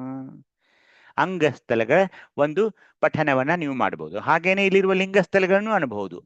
ದೀಕ್ಷಾ ಗುರುಸ್ಥಳದ ಆಚಾರಲಿಂಗಾಯ ನಮಃ, ಶಿಕ್ಷಾ ಗುರುಸ್ಥಳದ ಆಚಾರಲಿಂಗಾಯ ನಮಃ, ಜ್ಞಾನ ಗುರುಸ್ಥಳದ ಆಚಾರಲಿಂಗಾಯ ನಮಃ, ಕ್ರಿಯಾಲಿಂಗಸ್ಥಳದ ಆಚಾರಲಿಂಗಾಯ ನಮಃ, ಭಾವಲಿಂಗಸ್ಥಳದ ಆಚಾರಲಿಂಗಾಯ ನಮಃ, ಜ್ಞಾನಲಿಂಗಸ್ಥಳದ ಆಚಾರಲಿಂಗಾಯ ನಮಃ, ಸ್ವಯಜಂಗಮಸ್ಥಳದ ಆಚಾರಲಿಂಗಾಯ ನಮಃ. ಚರಜಂಗಮಸ್ಥಳದ ಆಚಾರಲಿಂಗಾಯ ನಮಃ. ಪರಜಂಗಮಸ್ಥಳದ ಆಚಾರಲಿಂಗಾಯ ನಮಃ ಅಂತ ಪಠಿಸ್ಬಹುದು. ಹೀಗೆ ಪೃಥ್ವಿ ತತ್ವದ ಸಕಿಲ ಸಂಬಂಧ ಅಂದ್ರೇನು, ಪೃಥ್ವಿ ತತ್ವ, ಭಕ್ತಸ್ಥಳ, ಅಲ್ಲಿರುವ ಎಲ್ಲ ಸಕಿಲಗಳ ಸಂಬಂಧವನ್ನ ಅರಿತು ಅವೆಲ್ಲವುಗಳನ್ನ ಸುಮ್ಮನೆ ತಾರಕಾಕೃತಿಯನ್ನೇ, ಅಲ್ಲಿರುವ ಶಕ್ತಿ ಭಕ್ತಿ ಇವುಗಳನ್ನೆಲ್ಲ ನೆನಹಿಗೆ ತಂದು ಭಾವಹಸ್ತದಲ್ಲಿ ಗ್ರಹಿಸಿ ಆಧಾರ ಚಕ್ರದಲ್ಲಿ, ಅಲ್ಲಿ ಗುದ ಮಂದಿರ ಅಂತ ಏನ್ ಹೇಳ್ತೀವಿ, ಅಲ್ಲಿ ಕೇಂದ್ರೀಕರಿಸಿದಾಗ ಇವೆಲ್ಲವುಗಳಲ್ಲಿಯೂ ಪೃಥ್ವಿ ತತ್ವಗತ ಪರಮಾತ್ಮ ಕಳೆಯಾದ ಆಚಾರಲಿಂಗದ ಪ್ರಕಾಶವೇ ಬೆಳಗುತ್ತಿರುತ್ತದೆ. ಅವೆಲ್ಲವೂ ಆಚಾರಲಿಂಗ ಸ್ವರೂಪವೆಂದು ತಿಳಿಯುವುದು. ಇವುಗಳೆಲ್ಲವುಗಳ ಅಂದ್ರೆ ಇಲ್ಲಿರುವ ಸಕಿಲೆಗಳನ್ನೇನೆಲ್ಲ ಹೇಳಿದ್ವಲ್ಲ, ಇವೆಲ್ಲವುಗಳ ನೆಲೆಮನೆಯು ಆಧಾರ ಚಕ್ರವಾಗಿದೆ ಅಂತ ಅರಿಯುವುದು. ಎಲ್ಲಿಂದ ಬಂತಿದು ಆಧಾರ ಚಕ್ರ ಅಂದ್ರೆ ಪ್ರವೃತ್ತಿ ಮಾರ್ಗದಲ್ಲಿ ಸ್ವಾಧಿಷ್ಠಾನದಿಂದ ಉಗಮವಾಗಿದೆ. ಯಾಕೆ? ಪೃಥ್ವಿಗೆ ಜಲತತ್ವವೇ ತಾಯಿ ಎನಿಸಿದೆ. ಒಂದ್ಸಾರಿ ಸುಮ್ಮನೆ ಊಹಿಸಿಕೊಳ್ಳಿ, ಪೃಥ್ವಿ ಮೈನಸ್ ಜಲ, ನೀರು ಇಲ್ಲದ ಪೃಥ್ವಿಯನ್ನ ನೀವು ಊಹಿಸಿಕೊಳ್ಳಲೇ ಸಾಧ್ಯವಿಲ್ಲ. ಈಗ ಎಲ್ಲಾ ಗ್ರಹಗಳಲ್ಲಿ ನಾವು ಉಪಗ್ರಹಗಳನ್ನ ಕಳಿಸ್ತಿದೀವಿ, ಎಲ್ಲ ನೋಡ್ತಾ ಇದ್ದಾರೆ. ಯಾಕೆ ಏನ್ ಹುಡುಕ್ತಾ ಇದ್ದಾರೆ ಗೊತ್ತಾ? ಶುಕ್ರ ಇರ್ಲಿ ಮಂಗಳವಿರ್ಲಿ ಯಾವುದೇ ಗ್ರಹಕ್ಕೆ ಈಗ ನಮ್ಮ ನೌಕೆಗಳು ಹೋಗ್ತಾ ಇವೆ. ಹೋದಾಗ ಅಲ್ಲಿ ಹುಡುಕೋತಿರೋದೇನು? ನೀರಿದೆ ನೋಡ್ತಾ ಇದ್ದಾರೆ. ನೀರಿದ್ರೇನೆ ಯಾವುದೇ ಗ್ರಹದಲ್ಲಿ ನಾವು ವಾಸಿಸಬಹುದು ವಿನಃ ನೀರೇ ಇಲ್ಲ ಅಂದ್ರೆ ಸಾಧ್ಯವಿಲ್ಲ. ಯಾಕೆ? ನೀರು ಅಂದ್ರೆ ಎಷ್ಟು? ನೀರು ಅಂದ ತಕ್ಷಣ ಅದು ಜಲಜನಕ ಮತ್ತು ಆಮ್ಲಜನಕ ಇದ್ದಿದ್ದಾನೆ. ಯಾಕೆ ಪೃಥ್ವಿಗೆ ಇಷ್ಟು ಮಹತ್ವ ಅಂದ್ರೆ ಪೃಥ್ವಿ ಹುಟ್ಟಿದ್ದನೆ ಜಲತತ್ವ, ಜಲತತ್ವದಿಂದಲೇ ತಾಯಿ ಅನಿಸಿದೆ. ಜಲತತ್ವವಿಲ್ಲದೆ ಪೃಥ್ವಿಗೆ ಏನು ಇಲ್ಲ, ಅದೊಂದು ಬರಡು ಭೂಮಿ ಆಗ್ಬಿಡುತ್ತೆ, ಅಲ್ಲಿ ಯಾರೂ ನೆಲೆಸೋಕ್ ಸಾಧ್ಯ ಇಲ್ಲ. ಅನೇಕ ಗ್ರಹಗಳು ಹಾಗೇ ಇವೆ. ಗುರುಗ್ರಹ ದೊಡ್ಡ ಗ್ರಹವಾಗಿದೆ, ಶನಿ ಗ್ರಹ ಇದೆ, ಬುಧ ಗ್ರಹ ಇದೆ, ಅನೇಕ ಗ್ರಹಗಳಿವೆ ಈ ವಿಶ್ವದಲ್ಲಿ. ಆದ್ರೆ ಜಲನೇ ಇಲ್ವಲ್ಲ. ಜಲ ಇಲ್ಲದ ಪೃಥ್ವಿಗೆ ಏನು ಅರ್ಥವಿಲ್ಲ. ಅದಕ್ಕೆ ಶರಣರು ಎಷ್ಟು ಜಾಣರಾಗಿದ್ರಂದ್ರೆ ಪೃಥ್ವಿಗೆ ಜಲತತ್ವವೇ ತಾಯಿ ಎನಿಸಿದೆ ಅಂತ ಹೇಳಿಬಿಡಿದ್ರು. ಹೀಗಾಗಿ ನಿವೃತ್ತಿ ಮಾರ್ಗದಲ್ಲಿ ಜಲದ ಮಗನಾದ ಪೃಥ್ವಿಯು ಸ್ವಾಧಿಷ್ಠಾನದಿಂದಾದ ಆಧಾರ ಚಕ್ರವನ್ನ ಸ್ವಾಧಿಷ್ಠಾನದಲ್ಲಿ ಲಯಗೊಳಿಸುವ ಮುನ್ನ ಆಧಾರ ಚಕ್ರದ ಸಮಗ್ರ ಸಕಿಲಗಳೆಲ್ಲವೂ ಆಚಾರಲಿಂಗವೆಂದು ನಿರೀಕ್ಷಿಸದಲ್ಲಿ ಆಚಾರಲಿಂಗದ ಪೂಜೆ ಮತ್ತು ಆಚಾರಲಿಂಗದಲ್ಲಿ ಭಕ್ತಾಂಗನ ಸಮರಸವಾಗುವುದೆಂದು ತಿಳಿಯುವುದು. ಇದುವೇ ಭಕ್ತನಂಗ ಆಚಾರಲಿಂಗವಾಗುವ ರೀತಿ. ಹೀಗಾಗಿ ನಾವು ಆ ಸಕಿಲಗಳನ್ನ ಅರ್ಥ ಮಾಡಿಕೊಳ್ಳಬೇಕು. ಇವು ಯಾವ ಶಕ್ತಿಗಳು? ಈ ಸಕಿಲಗಳನ್ನ ಅರ್ಥ ಮಾಡಿಕೊಂಡು ಏನನ್ಬೇಕು? ಇವೆಲ್ಲ ಏನಿದೆ ಅಲ್ಲ, ಎಲ್ಲಾ ಸಕಿಲಗಳು ಆಚಾರಲಿಂಗವಾಗಿವೆ ಅಂತ ಅರ್ಥ ಮಾಡಿಕೊಂಡು ಆ ಆಚಾರಲಿಂಗದಲ್ಲಿ ಅಂದ್ರೆ ಜಲದ ಮಗನಾದ ಪೃಥ್ವಿಯು, ನಿವೃತ್ತಿ ಮಾರ್ಗದಲ್ಲಿ ಜಲದ ಮಗನಾದ ಪೃಥ್ವಿ ಅದೊಂದು ತಿಳ್ಕೋಬೇಕು. ಈ ಆಧಾರ ಚಕ್ರ ಸ್ವಾಧಿಷ್ಠಾನದಿಂದ ಬಂದಿದೆ, ಅಲ್ಲಿ ಲಯ ಮಾಡ್ಬೇಕಾಗ್ತಾ ಇದೆ ನಮಗೆ. ಆಧಾರ ಚಕ್ರವನ್ನ ಸ್ವಾಧಿಷ್ಠಾನದಲ್ಲಿ ಲಯಗೊಳಿಸುವ, ಯಾಕಂದ್ರೆ ಮುಂದಿನ ಸ್ಥಳಕ್ಕೆ ನಾವು ಹೋಗಬೇಕು. ಹೀಗಾಗಿ ಆಚಾರಲಿಂಗದ ಪೂಜೆ ಮಾಡಿ ಆಚಾರಲಿಂಗದಲ್ಲಿ ಈಗ ಭಕ್ತನ ಅಂಗ ಸಮರಸವಾಗುವುದೆಂದು ತಿಳಿಯುವುದು. ಇದುವೇ ಭಕ್ತನಂಗ ಆಚಾರಲಿಂಗವಾಗುವ ರೀತಿಯಾಗಿದೆ. ಹೀಗಾಗಿ ಬಂಧುಗಳೇ, ನಾನು ಮುಂದಿನ ವಿಷಯಕ್ಕೆ ಹೋಗೋಣಿದ್ದೀನಿ. ಇಲ್ಲಿ ತನಕ ನಿಮಗೇನು ಅನಿಸ್ತಾ ಇದೆ? ನಿಮ್ಮ ಅಭಿಪ್ರಾಯಗಳೇನು? ಇದರಲ್ಲಿ ಏನಾದರೂ ಮಾಡಿಫಿಕೇಶನ್ ಮಾಡಬೇಕು ಅಥವಾ ಇದು ಚೆನ್ನಾಗಿದೆಯೋ ಹೇಗೆ? ಸ್ವಲ್ಪ ಒಂದು 5 ನಿಮಿಷ ನೀವು ಡಿಸ್ಕಸ್ ಮಾಡಿ ಮುಂದೆ ನಾನು ಬೇರೆ ವಿಷಯಕ್ಕೆ ಹೋಗ್ತೇನೆ.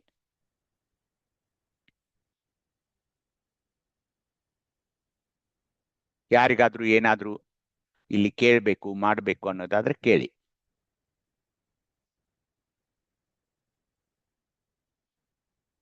ಇಲ್ಲ ಅಂದ್ರೆ ಬೇರೆ ವಿಷಯವನ್ನ ನಾನು ತಗೊಳ್ತೀನಿ.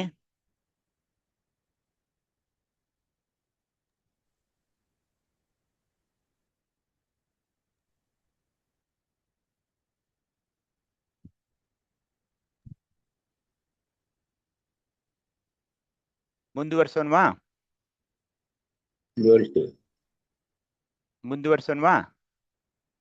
ಒಂದ್ ನಿಮಿಷ ಅಪ್ಪಾಜಿ.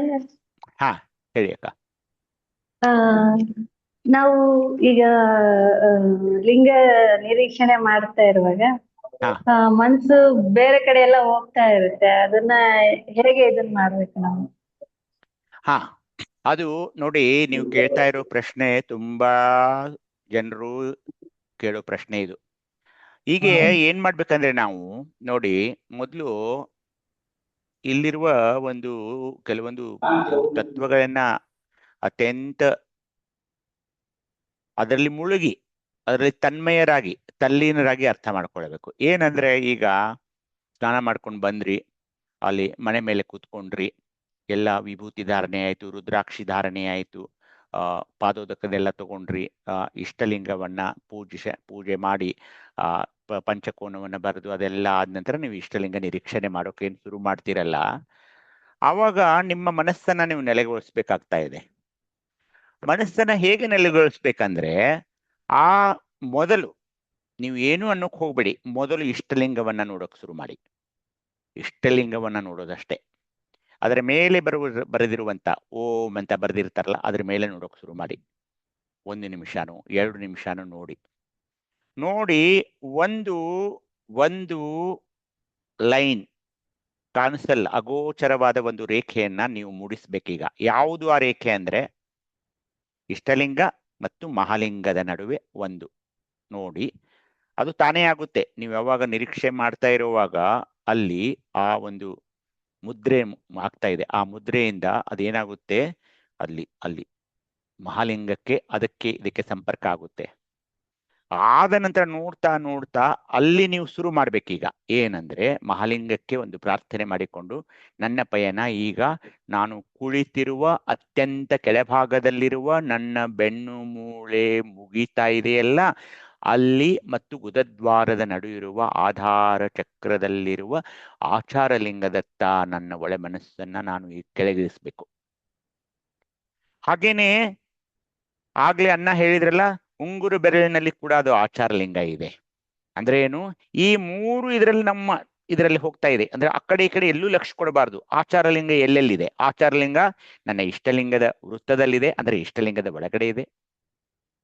ಆಚಾರಲಿಂಗ ನನ್ನ ಎಡಕರ ಹಸ್ತದ ಈ ಉಂಗುರು ಬೆರಳಿನಲ್ಲಿದೆ, ರಿಂಗ್ ಫಿಂಗರ್. ಆಚಾರಲಿಂಗ ನನ್ನ ಬೆನ್ನು ಮೂಳೆ ಮುಗಿದು ಮತ್ತು ಗುದದ್ವಾರದ ನಡುವಿರುವ ಅಲ್ಲಿ ಪೆರಿನಿಯಲ್ ಬಾಡಿ ಅಂತೀವಿ ನೀವು, ಅಲ್ಲಿ ಕೂಡ ಇದು ಇದೆ. ಅಲ್ಲಿ ತನಕ ನನ್ನ ಈಗ ಮೊದಲನೆಯ ಭಕ್ತ ಸ್ಥಳದ ಆಚಾರಲಿಂಗದ ಪೂಜೆಯನ್ನ ನಾನು ಮಾಡ್ಕೊಳ್ಬೇಕಾಗ್ತಾ ಇದೆ. ಅದಕ್ಕೆ ನನ್ನ ಸಹಕಾರಿಯಾಗೋದೇನು? ಅಲ್ಲಿರುವ ಪ್ರಣವ ಮಂತ್ರ ನಕಾರ. ಅದನ್ನ ಹಿಡ್ಕೊಂಡು ನಕಾರದ ಮೂಲಕ ಊಮ ಅಥವಾ ಓಂ ನಂ ನಂ ನಂ ಅಂದ್ಕೊಂಡು ಆಚಾರಲಿಂಗ ದೇಹದ ಒಳಗಿರುವ ಅತ್ಯಂತ ಕೆಳಭಾಗದಲ್ಲಿರುವ, ನಾನು ಪೃಥ್ವಿಯ ಮೇಲೆ ಕುಳಿತಿದ್ದೀನಿ, ಕೆಳಭಾಗದಲ್ಲಿರುವ ಆಚಾರಲಿಂಗದ ಮೇಲೆ ಒಳದೃಷ್ಟಿಯನ್ನ ಇಟ್ಟುಕೊಂಡು, ಒಳದೃಷ್ಟಿಯನ್ನ ಇಡೋದಂದ್ರೆ ಏನು? ಕಣ್ಣುಗಳು ಇಷ್ಟಲಿಂಗವನ್ನು ನೋಡ್ತಾ ಇವೆ, ಆದ್ರೆ ಒಳಗೆ ನಾನು ಕೆಳಗಿಳಿದು ನನ್ನ ಗುದದ್ವಾರ ಮತ್ತು ಆ ಬೆನ್ನೆಲುಬಿನ ಕೊನೆಯ ಭಾಗದ ನಡುವಿರುವ ಆ ಸ್ಥಳದಲ್ಲಿ ನಾನು ಕೇಂದ್ರೀಕೃತ ಮಾಡಬೇಕು. ಮಾಡಿ ಆಚಾರಲಿಂಗದ ಪೂಜೆಯನ್ನು ಆರಂಭಿಸಬೇಕು. ಅಲ್ಲೊಂದು ಲಿಂಗ ಇದೆ, ಅಲ್ಲಿ 5 ನಿಮಿಷ ನಾನು ನಿಲ್ಬೇಕಾಗ್ತಾ ಇದೆ. ಅದಕ್ಕೆ ನಾನು ಏನ್ ಹೇಳಿದೆ, ಶಿವಯೋಗಕ್ಕೆ ನಿಮಗೆ ಸಮಯ ಬೇಕು ಅಂತ ಹೇಳಿ ಅಲ್ಲಿ ನಿಲ್ಲಿಸಬೇಕು. ಈ ಒಂದು ಪರಿಜ್ಞಾನ ನಮಗಿರ್ಬೇಕು. ಆ ಲಿಂಗಗಳು ಎಲ್ಲಿವೆ, ಹೇಗೆ ನಾನು ಅಲ್ಲಿ ತನಕ ಹೋಗಬಹುದು. ಇಲ್ಲಿ ಡಿಸ್ಟ್ರಾಕ್ಷನ್ ಆಫ್ ಮೈಂಡು ಮೊದಲು ಆಗ್ತಾ ಇದೆ. ಅದಕ್ಕೆ ನಾನೇನ್ ಮಾಡ್ಕೊಂಡಿದ್ದೀನಿ ಅಂದ್ರೆ, ತಾವೆಲ್ಲರೂ ತಪ್ಪು ತಿಳ್ಕೋಬಾರ್ದು, ನಾನು ದಿನನಿತ್ಯ ಬೆಳಿಗ್ಗೆ 1 ಗಂಟೆ ಧ್ಯಾನ ಮಾಡ್ತೀನಿ. ತಾವು ಅದನ್ನ ಆರಂಭಿಸಬಹುದು. ಏಕೆಂದ್ರೆ ಮನಸ್ಸು ಇದು ಮರ್ಕಟ, ಅತ್ತಲಿತ್ತ ಹೋಗದಂತೆ ನನ್ನ ಹೆಳವನ ಮಾಡಯ್ಯ ಅಂತ. ಯಾಕೆ ಅವ್ರು ಹಾಗಂದ್ರೆ ಅದು ಮನಸ್ಸು ಹಾಗೇನೆ. ಅದಕ್ಕೆ ನೀವು ದಿನನಿತ್ಯ ನಾನು ಈಗ ಮೊದಲು 15 ನಿಮಿಷ ಮಾಡಿದೆ, 30 ನಿಮಿಷ, ಈಗ 45 ನಿಮಿಷ ಅಲ್ಲದೆ 1 ಗಂಟೆ ತನಕ ನಾನು ಧ್ಯಾನ ಸ್ಥಿತಿಯಲ್ಲಿ ಇರ್ತೀನಿ. ನಿಮ್ಗೆ ಈಗಾಗಲೇ ಭಕ್ತ ಸ್ಥಳದಲ್ಲಿ ಇರುವ ನಾದದ ಬಗ್ಗೆ 1 ನಿಮಿಷ ಅಕ್ಕ. ಇದು ಧ್ಯಾನ ಹೇಳಿ. ಧ್ಯಾನ ಅಂದ್ರೆ ಇದು ಲಿಂಗ ಬಿಟ್ಟು ಹಂಗೆ ಕಣ್ಮುಚ್ಕೊಂಡು ಕುತ್ಕೊಳ್ಳೋದಾ? ಈ ಲಿಂಗ ಪೂಜೆಕ್ಕಿಂತ ಮುಂಚೆ ನೀವು ಮನಸ್ಸನ್ನ ಕೇಂದ್ರೀಕೃತ ಮಾಡ್ಕೊಳ್ಬೇಕೀಗ. ಅದಕ್ಕೆ ಏನ್ ಮಾಡ್ಬೇಕು ಗೊತ್ತಾ? ಆಚಾರ ಲಿಂಗದಲ್ಲಿರುವ ನಾದ ಯಾವ್ದಿದೆ? ಇಲ್ಲಿ ಭಕ್ತ ಸ್ಥಳದಲ್ಲಿ ನಾದ ಯಾವ್ದಿದೆ? ಭ್ರಮರನಾದ ಇದೆ. ಆ ನಾದದ ಒಂದು ಮೆಗಾ ಹರ್ಟ್ಸ್ ನಿಮ್ಗೆ ಹೇಳಿದ್ದೆ ನಾನು ಹೋದ್ ಸಾರಿ. ಆ ಮೆಗಾ ಹರ್ಟ್ಸ್ ಆ ಒಂದು ನಾದದ ಒಂದು ಭ್ರಮರನಾದದ ಮೆಗಾ ಹರ್ಟ್ಸ್ ನಿಮಗೆ ಯೂಟ್ಯೂಬ್ ನಲ್ಲಿ ವಿಡಿಯೋ ಸಿಗುತ್ತೆ. ಅದನ್ನ ಹಾಕೊಂಡು ಕೇಳಬಹುದು ನೀವು. ಇದರಲ್ಲಿ ಕೇಳ್ತಾ ಕಣ್ಮುಚ್ಕೊಂಡು ನೀವು 1 ಗಂಟೆನೋ ಅರ್ಧ ಗಂಟೆನೋ ಮೊದಲ ಆ ನಾದಕ್ಕೆ ಆಚಾರಲಿಂಗಕ್ಕೆ ಸಂಬಂಧ ಇದೆ. ಆಚಾರಲಿಂಗಕ್ಕೆ ಇದನ್ನ ನೀವು ಸ್ವಲ್ಪ ದಿವಸ ಮಾಡ್ಬೇಕಾಗುತ್ತೆ, ಅಂದ್ರೆ ಇನಿಷಿಯಲ್ ಶಿವಯೋಗ ಸ್ಟೇಜ್ ನಲ್ಲಿ.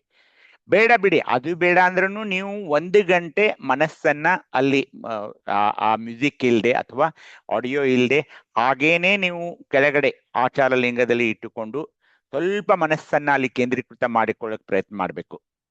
ಅದ ನಂತರ ನಾವು ಈ ಲಿಂಗ ಪೂಜೆಯಲ್ಲಿ ಮನಸ್ಸನ್ನ ಕೇಂದ್ರೀಕೃತ ಮಾಡೋಕೆ ನಾವು ಸ್ವಲ್ಪ ಧ್ಯಾನ ಮಾಡೋ ಒಂದು ಇದನ್ನ ತಗೊಳ್ಬೇಕು. ಇಷ್ಟಲಿಂಗ ಪೂಜೆಯಲ್ಲಿ ಕುಳಿತಾಗ್ಲೂ ಏನಾಗುತ್ತೆ ಗೊತ್ತಾ, ನೀವು ಬಹಳ ಹೊತ್ತು ಕೂತ್ಕೋಬೇಕಾಗುತ್ತೆ. ಇಲ್ಲಿ ಕೂತ್ಕೊಂಡಾಗ ಏನು, ಕಣ್ಣು ಹೊರದೃಷ್ಟಿ ಇಷ್ಟಲಿಂಗದ ಮೇಲೆ ಇದೆ, ಆದ್ರೆ ಒಳ ದೃಷ್ಟಿಯನ್ನ ಆಚಾರ ಲಿಂಗದ ಮೇಲೆ ಇಡೋದಿದೆಯಲ್ಲ, ಅದು ಧ್ಯಾನ. ಅದು ಧ್ಯಾನ, ಅಂತರ್ಧ್ಯಾನ.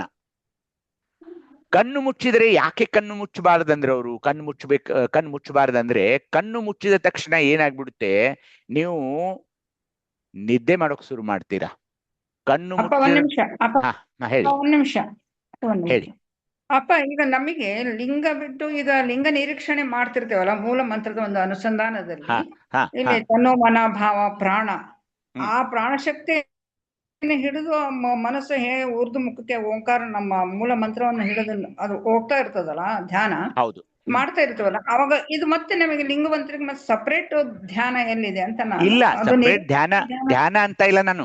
ನೀವು ಧ್ಯಾನ ಅಂತ ಅದ್ ಮಾಡ್ಬೇಕಂತ ನಾನು ಹೇಳ್ತಾ ಇಲ್ಲ. ಮನಸ್ಸನ್ನ ಕೇಂದ್ರೀಕೃತ ನೀವು ಈಗ ಅಂದ್ರೆ ಅವ್ರದ್ದೇನಂದ್ರೆ ಇಷ್ಟಲಿಂಗವನ್ನ ಇಟ್ಟುಕೊಂಡ್ರು ಮನಸ್ಸು ಬಹಳ ಹೊಯ್ದಾಡುತ್ತೆ, ಆ ಕಡೆ ಈ ಕಡೆ ಹೋಗುತ್ತೆ ಅಂದಾಗ ಏನ್ ಮಾಡ್ಬೇಕು ನೀವು, ಆ ಧ್ಯಾನ ಮಾಡ್ಬೇಕಂತ ಏನಿಲ್ಲ. ಈ ಇಷ್ಟಲಿಂಗವನ್ನೇ ಇಟ್ಕೊಳ್ಳಿ, ದೃಷ್ಟಿಯೋಗದಲ್ಲಿ ಇಟ್ಕೊಂಡು ಇಲ್ಲೂ ಮನಸ್ಸನ್ನ ಕಾನ್ಸಂಟ್ರೇಟ್ ಮಾಡಬಹುದು. ಏನೇನು ತಪ್ಪಿಲ್ಲ, ಏನೇನು ತಪ್ಪಿಲ್ಲ. ಆದ್ರೆ ಅದನ್ನೇ ನೀವು ಇಲ್ಲ, ಬೇಡ ಬೇಡ. ಅದಕ್ಕೆ ನಾನೇನ್ ಹೇಳ್ತಾ ಇದ್ದೀನಿ, ಪ್ರತ್ಯೇಕವಾಗಿ ಧ್ಯಾನ ಮಾಡ್ಬೇಕಂತಲೂ ಏನಿಲ್ಲ ಈ ಧರ್ಮದಲ್ಲಿ. ನೀವು ಇಷ್ಟಲಿಂಗವನ್ನೇ ಹಿಡ್ಕೊಳ್ಳಿ. ಮೊದ್ಲು ಏನಾಗುತ್ತೆ, ಇಲ್ಲೂ ಕೂಡ ಯಾವುದೇ ಇದ್ರಲ್ಲಿ ಇರ್ಲಿ, ಇಲ್ಲೂ ಕೂಡ ಸ್ವಲ್ಪ ಮನಸ್ಸು ಹೊಯ್ದಾಡುತ್ತೆ. ಹಾಗೇ ಆಗುತ್ತೆ. ಇಲ್ಲೂ ಕೂಡ ಒಮ್ಮೊಮ್ಮೆ ನಿದ್ದೆ ಬಂದಂಗಾಗುತ್ತೆ, ಕೈಯಲ್ಲಿ ಲಿಂಗ ಬೀಳ್ಬಹುದು, ಈ ತರ ಎಲ್ಲ ಆಗುತ್ತೆ. ಆದ್ರೆ ಅದಕ್ಕೆ ಹೆದರ್ಕೊಳ್ಳದೆ ನಾವ್ ಏನ್ ಮಾಡ್ಬೇಕು, ಕೇವಲ ಅದೇ ನಾನು ಹೇಳೋದು. ಅದಕ್ಕೆ ನಾನು ಏನ್ ಹೇಳೋದು, ದೃಷ್ಟಿಯೋಗವನ್ನ ನಾವು ಸಿದ್ಧಿಸ್ಕೊಳ್ಬೇಕು. ಅವ್ರೇನ್ ಹೇಳಿದ್ರು, ಮೇನ್ಬತ್ತಿ ಹಚ್ಕೊಳ್ಳಿ, ಅದ್ ಮಾಡ್ಕೊಳ್ಳಿ, ಏನಾದ್ರು ಒಂದು ಕ್ರಿಸ್ಟಲ್ ಇಟ್ಕೊಳ್ಳಿ ಅಂತ ಹೇಳಿದ್ರು. ಅದೆಲ್ಲ ಇಲ್ಲ. ಇಲ್ಲಿ ಏನ್ ಮಾಡಿದ್ರಿ, ಒಂದು ಚೈತನ್ಯಾತ್ಮಕವಾದ ಕುರುಹನ್ ಕೊಟ್ಟಿದ್ದಾರೆ ನಿಮಗೆ. ಏನದು ಚೈತನ್ಯಾತ್ಮಕ ಕುರುಹು ಅಂದ್ರೆ, ನಿಮ್ಮ ದೇಹದಲ್ಲಿರುವ ಎಲ್ಲಾ ಲಿಂಗಗಳು ಆ ಇಷ್ಟಲಿಂಗದಲ್ಲಿವೆ. ಇದು ಒಪ್ಪಬೇಕಾದ ಮಾತೆ. ಹೀಗಾಗಿ ನೀವು ಏನಿಲ್ಲಿ ಸಾಧಿಸ್ಬೇಕಾಗಿದೆ ಅಂದ್ರೆ, ಇಷ್ಟಲಿಂಗದಲ್ಲಿರುವ ಆಚಾರ ಲಿಂಗ ನಿಮ್ಮ ದೇಹದಲ್ಲಿರುವ ಆಚಾರ ಲಿಂಗಕ್ಕೆ ನೀವು ಎಸ್ಟಾಬ್ಲಿಷ್ಮೆಂಟ್ ಮಾಡ್ಬೇಕಾಗುತ್ತೆ, ಕನೆಕ್ಷನ್. ಮಂತ್ರ ಸಂಬಂಧ ಕನೆಕ್ಷನ್ ಮಾಡ್ಬೇಕು. ಅದಕ್ಕೆ ನಡುವೆ ಮಹಾಲಿಂಗ, ಅದು ಎರಡು ಕಣ್ಣುಗಳ ನಡುವಿರುವ ಹುಬ್ಬಿನಿಂದ ನಾವು ಏನ್ ಮಾಡ್ಬೇಕು, ಎಸ್. ಅದಕ್ಕೆ ನಾನು ಏನ್ ಹೇಳಿದೆ ನಿಮಗೆ, ಇನಿಷಿಯಲಿ ನಿಮ್ಗೆ ಆಗ್ತಾ ಇರ್ದಿದ್ರೆ ಕೂಡ್ರೋಕೆ ಆಗೋದಿಲ್ಲ ಅಂದ್ರೆ ತುಂಬಾ ಕಷ್ಟ ಆಗ್ಬಿಡುತ್ತೆ.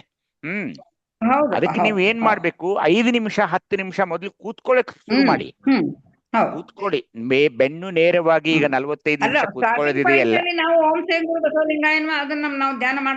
ನೋಡಿ ಅದೇ ನಾನು ಹೇಳಿದ್ದು. ಅದಕ್ಕೆ ನೀವು ಬೆನ್ನು ಸ್ಟ್ರೇಟ್ ಆಗಿ ಕೂತ್ಕೊಳ್ಬೇಕು, ಅದೊಂದಿದೆ ಇಲ್ಲಿ ಅಲ್ವಾ. 45 ನಿಮಿಷನೋ ಅರ್ಧ ಗಂಟೆನೋ ಬೆನ್ನು ನೇರವಾಗಿ ಕೂತ್ಕೊಳ್ಳೋದು ಒಂದು ಪ್ರಯೋಗನೇ ಇದು. ಅದಕ್ಕೆ ನೀವೇನಂದ್ರೆ, ಇದನ್ನೆಲ್ಲ ನನಗೆ ಮಾಡೋಕ್ಕಾಗುತ್ತೋ ಇಲ್ಲೋ ಅದು ನನಗೆ ಸಾಧಿಸಲು ನೀನು ಆ ಶಕ್ತಿಯನ್ನು ಅಲ್ಲ, ಒಂದ್ ನಿಮಿಷ, ಅದನ್ನ ಸಾಧಿಸಲು ನನಗೆ ಶಕ್ತಿ ಕೊಡುವಂತ ಅವನ್ಗೆ ಬಿಡ್ಕೋಬೇಕು ನಾವು. ನೀನೇ ನನಗ್ ಕೊಡ್ಬೇಕು ಆ ಶಕ್ತಿನ. ಅದಕ್ಕೆ ಏನ್ ಮಾಡ್ಬೇಕು, ಕೇಳ್ಕೊಳ್ಳೋದು. ಇನಿಷಿಯಲಿ ಯಾವುದೇ ಪ್ರಯೋಗದಲ್ಲಿ ಎಲ್ರೂ ಫೇಲ್ ಆಗ್ತಾರೆ. ಅದು ಮಾನವ ಸಹಜ ಕ್ರಿಯೆ ಅದು. ಅದಕ್ಕೆ ಏನ್ ಮಾಡಿ, ಎಲ್ರು ಆ ಇಷ್ಟಲಿಂಗವನ್ನ ಕೈಯಲ್ಲಿ ಹಿಡಿದುಕೊಂಡು ನೇರ ಬೆನ್ನು ಮಾಡಿಕೊಂಡು ವೀಕ್ಷಣೆ ಮಾಡೋ ಪ್ರಯೋಗವನ್ನಾದ್ರೂ ನಾವು ಆರಂಭಿಸ್ಬೇಕು, ಹೆಚ್ಚು ಹೊತ್ತು.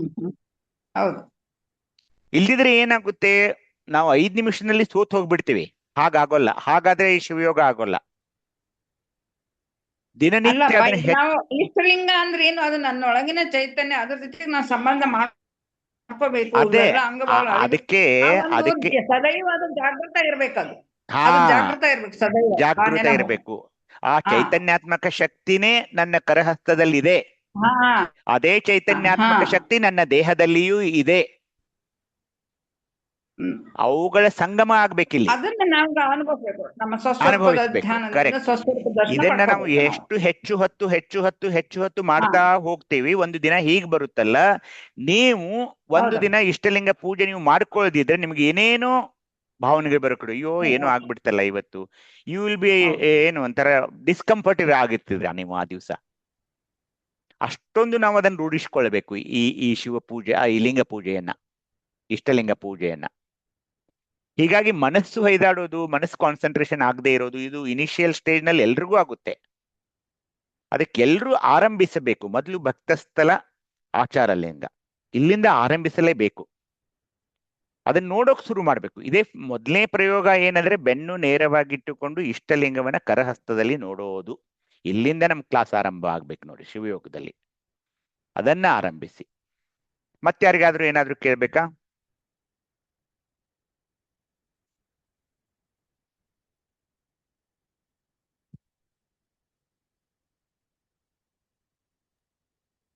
ಪದ್ಮಾಸನದಲ್ಲಿ ಅರ್ಧ ಪದ್ಮಾಸನ ಅಥವಾ ಸುಖಾಸನ ಸುಖಾಸನ ಚೆನ್ನಾಗಿರುತ್ತೆ. ಪದ್ಮಾಸನದಲ್ಲಿ ಅದು ಬಹಳ ಕಷ್ಟ ಆಗುತ್ತೆ. ಸುಖಾಸನ ಚೆನ್ನಾಗಿರುತ್ತೆ. ಈ ಚಪ್ಪಾಗಡಿ ಅಂತಾರ ನಮ್ ಕಡೆ, ನಿಮ್ ಕಡೆ ಏನಂತಾರ ಗೊತ್ತಿಲ್ಲ ನಂಗೆ. ಅದು ಅದೇ ಚಕ್ಕಮುಕ್ಕಳಿ ಅಂತಾರಲ್ಲ, ಅದು ಆ ತರಾನೇ ಒಳ್ಳೇದು. ಸುಖಾಸನದಲ್ಲಿ ಆರಾಮಾಗಿ ಕೂತ್ಕೋಬಹುದು. ಪದ್ಮಾಸನದಲ್ಲಿ ತುಂಬಾ ಕಷ್ಟ ಆಗುತ್ತೆ. ತೊಡೆ ಬಹಳ ನೋಯಕ್ ಶುರು ಆಗುತ್ತೆ, ಜೋಮ್ ಬರೋಕೆ ಆಗುತ್ತೆ. ಅನಿಮಿಷ ದೃಷ್ಟಿಯಿಂದ ನೋಡ್ತಾ ಮಂತ್ರ ಮನಸ್ಸಿನಲ್ಲಿ ಪಠನ ಮಾಡ್ಬೋದಪ್ಪ ಅವ್ರೆ?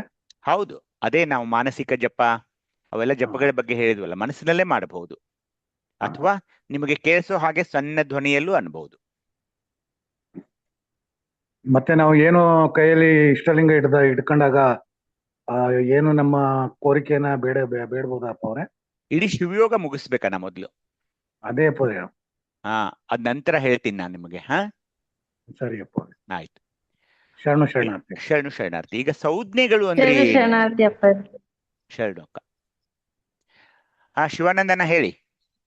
ಅರಬಾವಿ ಸರ್. ಶರಣಾರ್ಥಿ. ಶರಣಾರ್ಥಿ. ಬಂಧುಗಳೇ, ಎಲ್ಲರಿಗೂ ಭಕ್ತಿಯ ಶರಣಾರ್ಥಿಗಳು.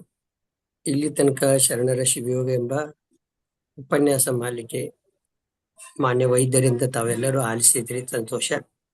ಇದೇ ತಿಂಗಳು 26ನೇ ತಾರೀಕು ಒಂದು ದಿನದ ಒಂದು ಕಾರ್ಯಾಗಾರ ಮತ್ತೆ ಇದೇ ಪುಸ್ತಕ ಬಿಡುಗಡೆಯ ಕಾರ್ಯಕ್ರಮ ನಡೀತದೆ. ತಾವು ದಯವಿಟ್ಟು ಹಾಜರಾಗಬೇಕು. ಮತ್ತೆ 3 ಗೋಷ್ಠಿಗಳು ನಡೀತವೆ. ಈ ಪುಸ್ತಕದೊಂದಿಗೆ 3 ಗೋಷ್ಠಿಗಳನ್ನ ಮಾಡಬೇಕು. ಒಂದು ದಿನದ ಕಾರ್ಯಾಗಾರವನ್ನ ಬೆಳಗಾವದಲ್ಲಿ ಇಟ್ಕೋಬೇಕಂತ ಈಗ ತೀರ್ಮಾನ ಆಗಿದೆ. ಅದರ ಇನ್ನೊಂದು 2 ಜನ ನಮ್ಗೆ ಒಪ್ಕೊಂಡಿರ್ತಕ್ಕಂಥವ್ರು, ಅವರು ಇನ್ನೂ ಸ್ಪಷ್ಟತೆಯನ್ನು ವ್ಯಕ್ತಪಡಿಸಿಲ್ಲ. ಹಾಗಾಗಿ ಅವರಷ್ಟು ಒಪ್ಕೊಂಡ್ಮೇಲೆ ನಿಮ್ಗೆ ಇಡೀ ಪತ್ರಿಕೆಯನ್ನ ಬಿಡಲಾಗ್ತದೆ. ದಯವಿಟ್ಟು ಆ ಒಂದು ದಿನದ ಕಾರ್ಯಾಗಾರಕ್ಕೆ ತಾವೆಲ್ಲರೂ ಏಪ್ರಿಲ್ 26ನೇ ತಾರೀಕಿಗೆ ದಯಮಾಡಿಸ್ಬೇಕೆಂದು ವಿನಂತಿಸ್ಕೊಳ್ತೇನೆ. ಈ ಪುಸ್ತಕದ ಬಿಡುಗಡೆ ಮತ್ತು ಒಂದು ದಿನದ ಕಾರ್ಯಾಗಾರವನ್ನ ಏಪ್ರಿಲ್ 26 ಇದೇ ತಿಂಗಳು 26ನೇ ತಾರೀಕಿಗೆ ನಡೀತದೆ. ತಾವೆಲ್ಲರೂ ದಯಮಾಡಿಸ್ಬೇಕೆಂದು ವಿನಂತಿಸ್ಕೊಳ್ತೀವಿ. ಮತ್ತು 25ನೇ ತಾರೀಕಿಗೆ ನೈಟ್ಗೆ ರಾತ್ರಿ ತಾವೆಲ್ಲರೂ ಸಹಿತ ಬರೋವರಿಗೆ ಅಲ್ಲಿ ವಸತಿ ವ್ಯವಸ್ಥೆಯನ್ನ ನಾಗನೂರು ರುದ್ರಾಕ್ಷ ಮಠದಲ್ಲಿ ವ್ಯವಸ್ಥೆಯನ್ನ ಕಲ್ಪಿಸಲಾಗ್ತದೆ. ಈ ಒಂದು ವಿಷಯನ ತಮ್ಮ ಗಮನಕ್ಕೆ ತಗೊಂಡ್ಬರ್ತೀವಿ. ಇನ್ನು 2-3 ದಿನದಲ್ಲಿ ಆ ಪತ್ರಿಕೆಯನ್ನ ಸಾಣಭವನಲ್ಲಿ ಹಾಕ್ತದೆ. ಆ ಎಲ್ಲ ಸವಿವರವನ್ನ ನೋಡ್ಕೊಂಡು ತಾವು ದಯಮಾಡಿಸ್ಬೇಕೆಂದು ವಿನಂತಿಸ್ಕೊ. ಆಗ್ಲಿ sir. Thank you. Thank you sir. ಶರಣಾರ್ಥಿ. ಸಂಜ್ಞೆಗಳು ಅಂತ ಒಂದು ಬಂತು ಈ ಸಕಿಲೆಗಳಲ್ಲಿ. ಏನಿದು ಸಂಜ್ಞೆಗಳು ಅಂತಂತಾರೆ. ಏನಿರ್ಬಹುದು ಈ ಸಂಜ್ಞೆಗಳು ಅಂತ? ಇವೆಲ್ಲ ಏನ್ ಗೊತ್ತಾ, ನಿಮಗೆ ಆ ಸ್ಥಳದಲ್ಲಿ ನಿಲ್ಲಲು ಈ ನಾದಗಳು ಅನ್ನಿ, ಸಾಧಾಕ್ಯಗಳು ಅನ್ನಿ, ಲಕ್ಷಣಗಳನ್ನಿ, ಇವೆಲ್ಲ ಆ ಸ್ಥಳದಲ್ಲಿ ಆಯಾ ಸ್ಥಳದಲ್ಲಿ ನಮಗೆ ನಿಲ್ಲಲು ಸಹಕಾರಿಯಾಗಿವೆ. ಸತ್ತು, ಚಿತ್ತು, ಆನಂದ, ಲಕ್ಷಣ. ಸತ್ತು ಅಂದ್ರೆ ಏನ್ ನೋಡಿದ್ವಿ ನಾವು ಹೋದ್ಸಾರಿ. ಹಾಗೆ ಈ ಸಕಿಲ್ಗಳನ್ನ ಯಾಕೆ ಕೊಟ್ಟಿದ್ದಾರೆ ಅಂದ್ರೆ, ಆ ಸ್ಥಳದಲ್ಲಿ ಸಾಧಕ ನಿಲ್ಬೇಕು. ಅಲ್ಲಿರುವ ತಲೆ ಯಾವುದು, ಅಲ್ಲಿರುವ ಸಾಧಕ್ಯ ಯಾವುದು, ಅಲ್ಲಿರುವ ಮುಖ ಯಾವುದು, ಅಲ್ಲಿರುವ ಹಸ್ತ ಯಾವುದು, ಅಲ್ಲಿರುವ ಆತ್ಮ ಯಾವುದು, ಅಲ್ಲಿರುವ ಲಕ್ಷಣ ಯಾವುದು, ಅಲ್ಲಿರುವ ಸಂಜ್ಞೆ ಯಾವುದು ಅಂದಾಗ ಏನಾಗುತ್ತೆ, ಆ ಸ್ಥಳದ ಪರಿಚಯ ಆಗೋದಿದೆ. ಹಾಗೆ ಇವತ್ತು ಸಂಜ್ಞೆಗಳಂದ್ರೆ ಏನು? ಚಕ್ರಗಳಲ್ಲಿ ನೋಡಿ ಅಂತಸ್ಥವಾಗಿರುವ ಪರಶಿವನನ್ನ ಆಚಾರಲಿಂಗ, ಗುರುಲಿಂಗ ಅಂತ ಕರೀತಾರೆ. ಕೆಲವರು ಪರ, ಗೂಢ, ಶರೀರಸ್ಥ, ಲಿಂಗಕ್ಷೇತ್ರ, ಅನಾದಿ, ಮಹಾಸಂಜ್ಞೆ, ಅಪ್ರಮಾಣ, ನಿರ್ನಾಮ ಮತ್ತು ಅವಿರಳ ಅಂತ ಕರೀತಾರೆ. ಈ 9 ಪರಶಿವನ ಸಂಜ್ಞೆಗಳಾಗಿವೆ. ಸಂಜ್ಞೆಗಳಂದ್ರೆ ಏನು? ಈಗ ನೀವು ಇದಕ್ಕೆ ಹೋಗ್ತೀರಾ, ಟ್ರಾಫಿಕ್ ಸಿಗ್ನಲ್ಸ್ ಬರ್ತವೆ. ಕೆಂಪು ಆದಾಗ ನಿಲ್ಬೇಕು, ಹಸಿರಾದಾಗ ಹೋಗ್ಬೇಕು, ಹಳದಿ ಆದಾಗ ಹೋಗೋಕ್ ತಯಾರಾಗ್ಬೇಕು. ಈ ತರ ಒಂದು ಸಂಜ್ಞೆಗಳಿರ್ತವೆ. ಇಲ್ಲೂ ಕೂಡ ಹಾಗೇನೆ ಪರಶಿವನ ಸಂಜ್ಞೆಗಳು. ಈ ಸಂಜ್ಞೆಗಳನ್ನ ಗುರುತಿಸಲು ಸಾಧಕ ಏನ್ ಮಾಡ್ಬೇಕು, ಅವನಲ್ಲಿ ಕೆಲವೊಂದು ಪರಿವರ್ತನೆಗಳನ್ನ ಮಾಡ್ಕೊಳ್ಬೇಕು. ಸೊ ಆಯಾ ಸ್ಥಳದಲ್ಲಿ ಅವನೇನ್ ಪರಿವರ್ತನೆ ಮಾಡ್ಕೊಳ್ತಾನೋ ಆ ಭಕ್ತ ಅಥವಾ ಸಾಧಕ, ಆ ಪರಿವರ್ತನೆಗಳಿಗೂ ಕೂಡ ಸಂಜ್ಞೆಗಳಂತ ಇದ್ದಾರೆ. ಈಗ ನೋಡಿ, ಆ ಸಂಜ್ಞೆಗಳ ಬಗ್ಗೆ ಅನೇಕ ವಚನಗಳಲ್ಲಿ ಬರ್ತಾ ಇದೆ. ಗುರುವಿನಿಂದಾದ ಪರಂ, ಗೂಢಂ, ಶರೀರಂ, ಸ್ಥಳಂ, ಲಿಂಗ, ಕ್ಷೇತ್ರಂ, ಅನಾದಿ ಎಂಬ ಪಂಚ ಸಂಜ್ಞೆಯನ್ನುಳ್ಳ ಗುರುವಿನಿಂದಾದ ಕಾರಣ ಗುರುವಿಂದ ಪರವಿಲ್ಲವೆಂದು ವರೆಯುತ್ತವೆ ನೋಡ ಅಂತ ಒಂದು ಇಲ್ಲಿ ಬಂತು. ಲಿಂಗದ ಮರ್ಮವನ್ನು ಅರಿಯುವುದಿರುವುದು, ಲಿಂಗದ ಸಂಜ್ಞೆಯನ್ನರಿಯುವುದು. ಅಂದ್ರೆ ಅದನ್ನ ನಮ್ಮ ಗುರುಲಿಂಗ ಪೆದ್ದಿಗಳು ಈ ಸಂಜ್ಞೆಗಳನ್ನ ನಾವು ಕಲಿಬೇಕು ಅಂತ ಅವರು ಹೇಳ್ತಾ ಇದ್ದಾರೆ. ಹಾಗೇನೆ ಗುಮ್ಮಲಾಪುರದ ಸಿದ್ಧಲಿಂಗನವರು ಪರಂ, ಗೂಢಂ, ಶರೀರ ಅವರು ಕೂಡ, ಅಂದ್ರೆ ನಾನೇನ್ ಹೇಳ್ಬೇಕಾಗಿದೆ ಅಂದ್ರೆ ಎಲ್ಲಾ ಈ ಸಂಜ್ಞೆಗಳ ಬಗ್ಗೆ ಅನೇಕ ವಚನಗಳಲ್ಲಿ ಬರ್ತಾ ಇದೆ. ಈ ಸಕ್ಕಿಲಗಳಲ್ಲಿ ಒಂದಿದು ಸಂಜ್ಞೆ. ಹೀಗಾಗಿ ಈ ಸಂಜ್ಞೆಗಳು ಸಾಧಾಕ್ಯಗಳಿಗೆ ಲಕ್ಷಣಗಳು ಮತ್ತು ಸಂಜ್ಞೆಗಳು. ನೋಡಿ, ಸ್ಥಳ ಭಕ್ತ, ಲಿಂಗ ಆಚಾರಲಿಂಗ, ಸಾಧಾಕ್ಯ ಕರ್ಮ ಸಾಧಾಕ್ಯ. ಹೋದ ಸಾರಿ ನಾವು ನೋಡಿದ್ವಿ ಲಕ್ಷಣ ಸತ್ತು ಲಕ್ಷಣವಾಗಿದೆ, ಸಂಜ್ಞೆ ಪರ. ಹಾಗೇನೆ ಎಲ್ಲವನ್ನು ನೋಡಿದರೆ ನೀವು ಅಲ್ಲಿ ಮಹೇಶ ಸ್ಥಳದಲ್ಲಿ ಗೂಢ, ಹಾಗೇನೆ ಮುಂದೆ ಶರೀರಸ್ಥ, ಲಿಂಗಕ್ಷೇತ್ರ, ಅನಾದಿ ವಸ್ತು, ಮಹಾಸಂಜ್ಞೆ, ಅಪ್ರಮಾಣ, ನಿರ್ನಾಮ, ಅವಿರಳ ಅಂತ ಹೀಗೆ ಸಂಜ್ಞೆಗಳನ್ನ ಕೊಟ್ಟಿದ್ದಾರೆ. ಏನಿರಬಹುದು ಹಾಗಿದ್ರೆ ಈ ಸಂಜ್ಞೆಗಳಂತ ಸ್ವಲ್ಪ ಸುಮ್ಮನೆ ಅಭ್ಯಾಸನೆ ಮಾಡೋದು ಕುತೂಹಲದಿಂದ. ಮೊದಲನೆಯದು ಇಲ್ಲಿರುವ ಪರ ಭಕ್ತ ಸ್ಥಳ. ಇವತ್ತು ನಾವು ಮಾತಾಡಿದೀವಲ್ಲ, ಇಲ್ಲಿರುವ ಒಂದು ಪರವೆಂಬ ಸಂಜ್ಞೆ ನಮ್ಮ ಇವ್ರು ಹೇಳ್ತಾರೆ. ಇದೆಲ್ಲ ನಾನು ತೆಗೆದುಕೊಂಡು ಬಂದಿರೋದು ಫಗು ಹಳಕಟ್ಟಿಯವರಿಂದ. ಅವರ ಪ್ರಕಾರ ಏನು ಪರವೆಂಬ ಸಂಜ್ಞೆ ಅಂದ್ರೆ ಏನಂದು, ಇಹ ಪರವೆಂಬ ಎರಡನ್ನು ಅಳಿದು, ಅರ್ಥೇಶನ, ದಾರೇಶನ, ಪುತ್ರೇಶನ ಅಂದ್ರೆ ಸಂಪತ್ತು, ಸತಿಸುತ ಅಂದ್ರೆ ಸಂಸಾರ ಬಂಧನ ಎಂಬ ಈಶನ ತ್ರಯಗಳಲ್ಲಿ ಮೋಹವಿಲ್ಲದೆ ದೀಕ್ಷಾ ಗುರು, ಶಿಕ್ಷಾ ಗುರು, ಮೋಕ್ಷಾ ಗುರುವಿನೊಳಗನ ಗುರು, ಜ್ಞಾನಗುರು, ಮಹಾಜ್ಞಾನ ಗುರುವಿನಲ್ಲಿ ಅರ್ಪಿತ ಅವಧಾನದ ವಿಶ್ವಾಸದ ಎಚ್ಚರದಲ್ಲಿರುವ ಸದ್ಭಕ್ತನೆಂಬುದೀಗ ಪರವೆಂಬ ಸಂಜ್ಞೆಯ ಶಬ್ದಕ್ಕೆ ಅರ್ಥವಾಗಿದೆ. ಅಂದ್ರೆ ಇಹ ಪರ ಅಂತ ಅದು ನಮ್ಮಲ್ಲಿ ಇಲ್ಲ. ಹಾಗೇನೆ ಸಂಸಾರ ಬಂಧನದಿಂದ ಸ್ವಲ್ಪ ಅದಕ್ಕೆ ಈಶನ ತ್ರಯ ಅಂತ ಕರಿತಾ ಇದ್ದಾರೆ. ಅರ್ಥೇಶನ, ದಾರೇಶನ, ಪುತ್ರೇಶನ, ಅಲ್ಲಿ ಮೋಹ ಹೆಚ್ಚಿರದೆ ದೀಕ್ಷಾಗುರು, ಶಿಕ್ಷಾಗುರು, ಮೋಕ್ಷಾಗುರು ಅಂತ ಅದು ನಮ್ಮ ಗುರುಗಳಿಗೆ ಗೊತ್ತು. ಅರ್ಪಿತಾವಧಾನದ ವಿಶ್ವಾಸದ ಎಚ್ಚರದಲ್ಲಿರುವ ಅಂದ್ರೆ ಪರವೆಂಬ ಸಂಜ್ಞೆಯ ಶಬ್ದಕ್ಕೆ ಅರ್ಥವಾಗಿದೆ ಅಂದಾಗ ಹೇಗಿದ್ದಾನೆ ಈ ಸಂಜ್ಞೆಯನ್ನ ನೀವು ಗಮನಿಸ್ಬೇಕಾದ್ರೆ ಇಷ್ಟೆಲ್ಲ ಇರ್ಬೇಕು ನೋಡಿ. ಆ ಸಂಪತ್ತು, ಸತಿ, ಸುತ ಅಂತ ಇದೇನು ಸಂಸಾರದ ಒಂದು ವಿಪರೀತವಾದ ವ್ಯಾಮೋಹದಲ್ಲಿ ನಾವು ಇರಬಾರ್ದು. ಹಾಗೇನೆ ನಮಗೆ ಈಗಾಗಲೇ ದೀಕ್ಷೆಯಾಗಿರೋದ್ರಿಂದ ಒಂದು ವಿಶ್ವಾಸದಲ್ಲಿ ಅರ್ಪಿತಾವಧಾನದ, ಯಾಕಂದ್ರೆ ಇಲ್ಲಿ ಶ್ರದ್ಧಾ ಭಕ್ತಿ ಇದೆ, ಹೀಗಾಗಿ ಆ ಒಂದು ಕ್ರಮಗಳಲ್ಲಿ ನಾವು ಮಾಡಿದ್ದಾದ್ರೆ ಪರವೆಂಬ ಸಂಜ್ಞೆಯ ಶಬ್ದಕ್ಕೆ ಅರ್ಥ ಸಿಗ್ತಾ ಇದೆ. ಮುಂದಿನ ಸ್ಥಳದಲ್ಲಿ ಗೂಢವೆಂಬ ಸಂಜ್ಞೆ ಇದೆ. ನಾನು ನೀನು ಅಂದ್ರೆ ಜೀವ ಶಿವ ಎಂಬ ಉಭಯವನ್ನು ಅಳಿದು ಅನವಮಲ, ಮಾಯಾಮಲ, ಕಾರ್ಮಿಕ ಮಲವೆಂಬ ಮಲತ್ರಯಗಳಲ್ಲಿ ಮೋಹಿಸದೆ ಭಕ್ತಸ್ಥಳವನ್ನು ತಿಳಿದು ಕ್ರಿಯಾಲಿಂಗ, ಜ್ಞಾನಲಿಂಗ, ಮಹಾಜ್ಞಾನಲಿಂಗದೊಳಗನ ಜಂಗಮಲಿಂಗದಲ್ಲಿ ಅರ್ಪಿತಾವಾಧಾನದ ವಿಶ್ವಾಸದೆಚ್ಚರದಲ್ಲಿರುವ ಸದ್ವೀರ ಮಹೇಶ್ವರನು ಎಂಬುದೀಗ ಗೂಢವೆಂಬ ಸಂಜ್ಞೆಗೆ ಅರ್ಥವಾಗಿದೆ. ಅಂದ್ರೆ ಇಲ್ಲಿ ನಾವು ಮಲಗಳನ್ನ ಬಿಡಬೇಕಾಗ್ತಾ ಇದೆ, ಮಲಗಳನ್ನ ತ್ಯಜಿಸಬೇಕಾಗ್ತಾ ಇದೆ. ಶರೀರಸ್ಥವೆಂಬ ಸಂಜ್ಞೆಯೊಳಗೆ ಒಳಗು ಹೊರಗು ಎಂಬ ಉಭಯವನ್ನು ಅಡಿದು ಅನ್ನ, ವಸ್ತ್ರ, ಆಭರಣವೆಂಬ ಭೋಗತ್ರಯಗಳನ್ನು ಮೋಹಿಸದೆ ಭಕ್ತ ಮಹೇಶ್ವರ ಸ್ಥಳವನ್ನು ತಿಳಿದು ಕ್ರಿಯಾಜಂಗಮ, ಜ್ಞಾನಜಂಗಮ, ಮಹಾಜ್ಞಾನ ಜಂಗಮದೊಳಗಂಗನ ಜಂಗಮಲಿಂಗಲಿಂಗ ಜಂಗಮದಲ್ಲಿ ಅರ್ಪಿತಾವಾಧಾನದ ವಿಶ್ವಾಸದ ಎಚ್ಚರದಲ್ಲಿರುವ ಶಿವಪ್ರಸಾದಿ ಎಂಬುದೀಗ ಶರೀರಸ್ಥವೆಂಬ ಸಂಜ್ಞೆ. ಇಲ್ಲಿ ಭೋಗತ್ರಯಗಳನ್ನು ವಿಪರೀತವಾದ ಈ ಆಹಾರ ಅನ್ಲಿ ಅಥವಾ ವಸ್ತ್ರಗಳಲ್ಲಿ ಅಥವಾ ಆಭರಣಗಳಲ್ಲಿ ಈ ತರದ ಎಲ್ಲ ಈ ಲೌಕಿಕ ಜಗತ್ತಿನ ಆಕರ್ಷಣೆಗಳನ್ನು ಬಿಡಬೇಕಾಗ್ತಾ ಇದೆ. ಲಿಂಗಕ್ಷೇತ್ರವೆಂಬ ಸಂಜ್ಞೆ ಇದು ನಾಲ್ಕನೇದು ಅಂದಾಗ ನಮಗೆ ಜಂಗಮ ಲಿಂಗಕ್ಕೆ ನಾವು ಬರ್ತಾ ಇದ್ದೀವಿ. ಪ್ರಾಣಲಿಂಗಿ ಸ್ಥಳ ಅಲ್ಲಿ ಈ ಸತ್ವ ರಜ ತಮವೆಂಬ ಗುಣತ್ರಯಗಳನ್ನು ನಾವು ಮೋಹಿಸಬಾರದು. ಅದು ಲಿಂಗಕ್ಷೇತ್ರ.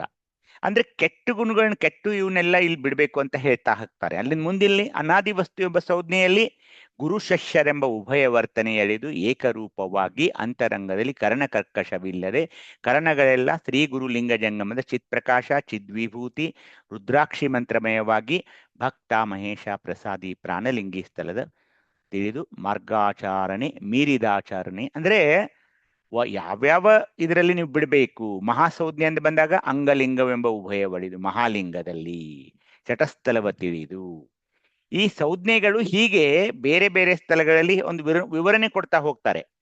ಅಪ್ರಮಾಣವೆಂಬ ಸಂಜ್ಞೆ ಅಂದ್ರೆ ಏನು? ಭಕ್ತ ಸ್ಥಳಕ್ಕೆ ಅಂಗವನ್ನು ನಿಲ್ಲಿಸಿ, ಮಹೇಶ್ವರ ಸ್ಥಳಕ್ಕೆ ಆತ್ಮವನ್ನು ನಿಲ್ಲಿಸಿ, ಪ್ರಸಾದಿ ಸ್ಥಳಕ್ಕೆ ಪ್ರಾಣವನ್ನು ನಿಲ್ಲಿಸಿ, ಪ್ರಾಣಲಿಂಗಿಯ ಸ್ಥಳಕ್ಕೆ ಇಂದ್ರಿಯಗಳನ್ನು ನಿಲ್ಲಿಸಿ, ಶರಣ ಸ್ಥಳಕ್ಕೆ ವಿಷಯಗಳನ್ನು ನಿಲ್ಲಿಸಿ, ಐಕ್ಯ ಸ್ಥಳಕ್ಕೆ ಕರಣಗಳನ್ನು ನಿಲ್ಲಿಸಿ, ಮೇಲಾದ ಪರಿಣಾಮ ತೃಪ್ತಿ ಸ್ಥಳಕ್ಕೆ ತಾನೇ ತಾನಾದ ಮಹದೆಚ್ಚರವೇ ಪ್ರಾಣವಾಗಿರುವ ನಿಷ್ಕಲಂಕ, ಅದು ನಿಷ್ಕಲ ಲಿಂಗ ಅಲ್ಲಿ ಎಂಬುದೀಗ ಅಪ್ರಮಾಣ ಸಂಜ್ಞೆ.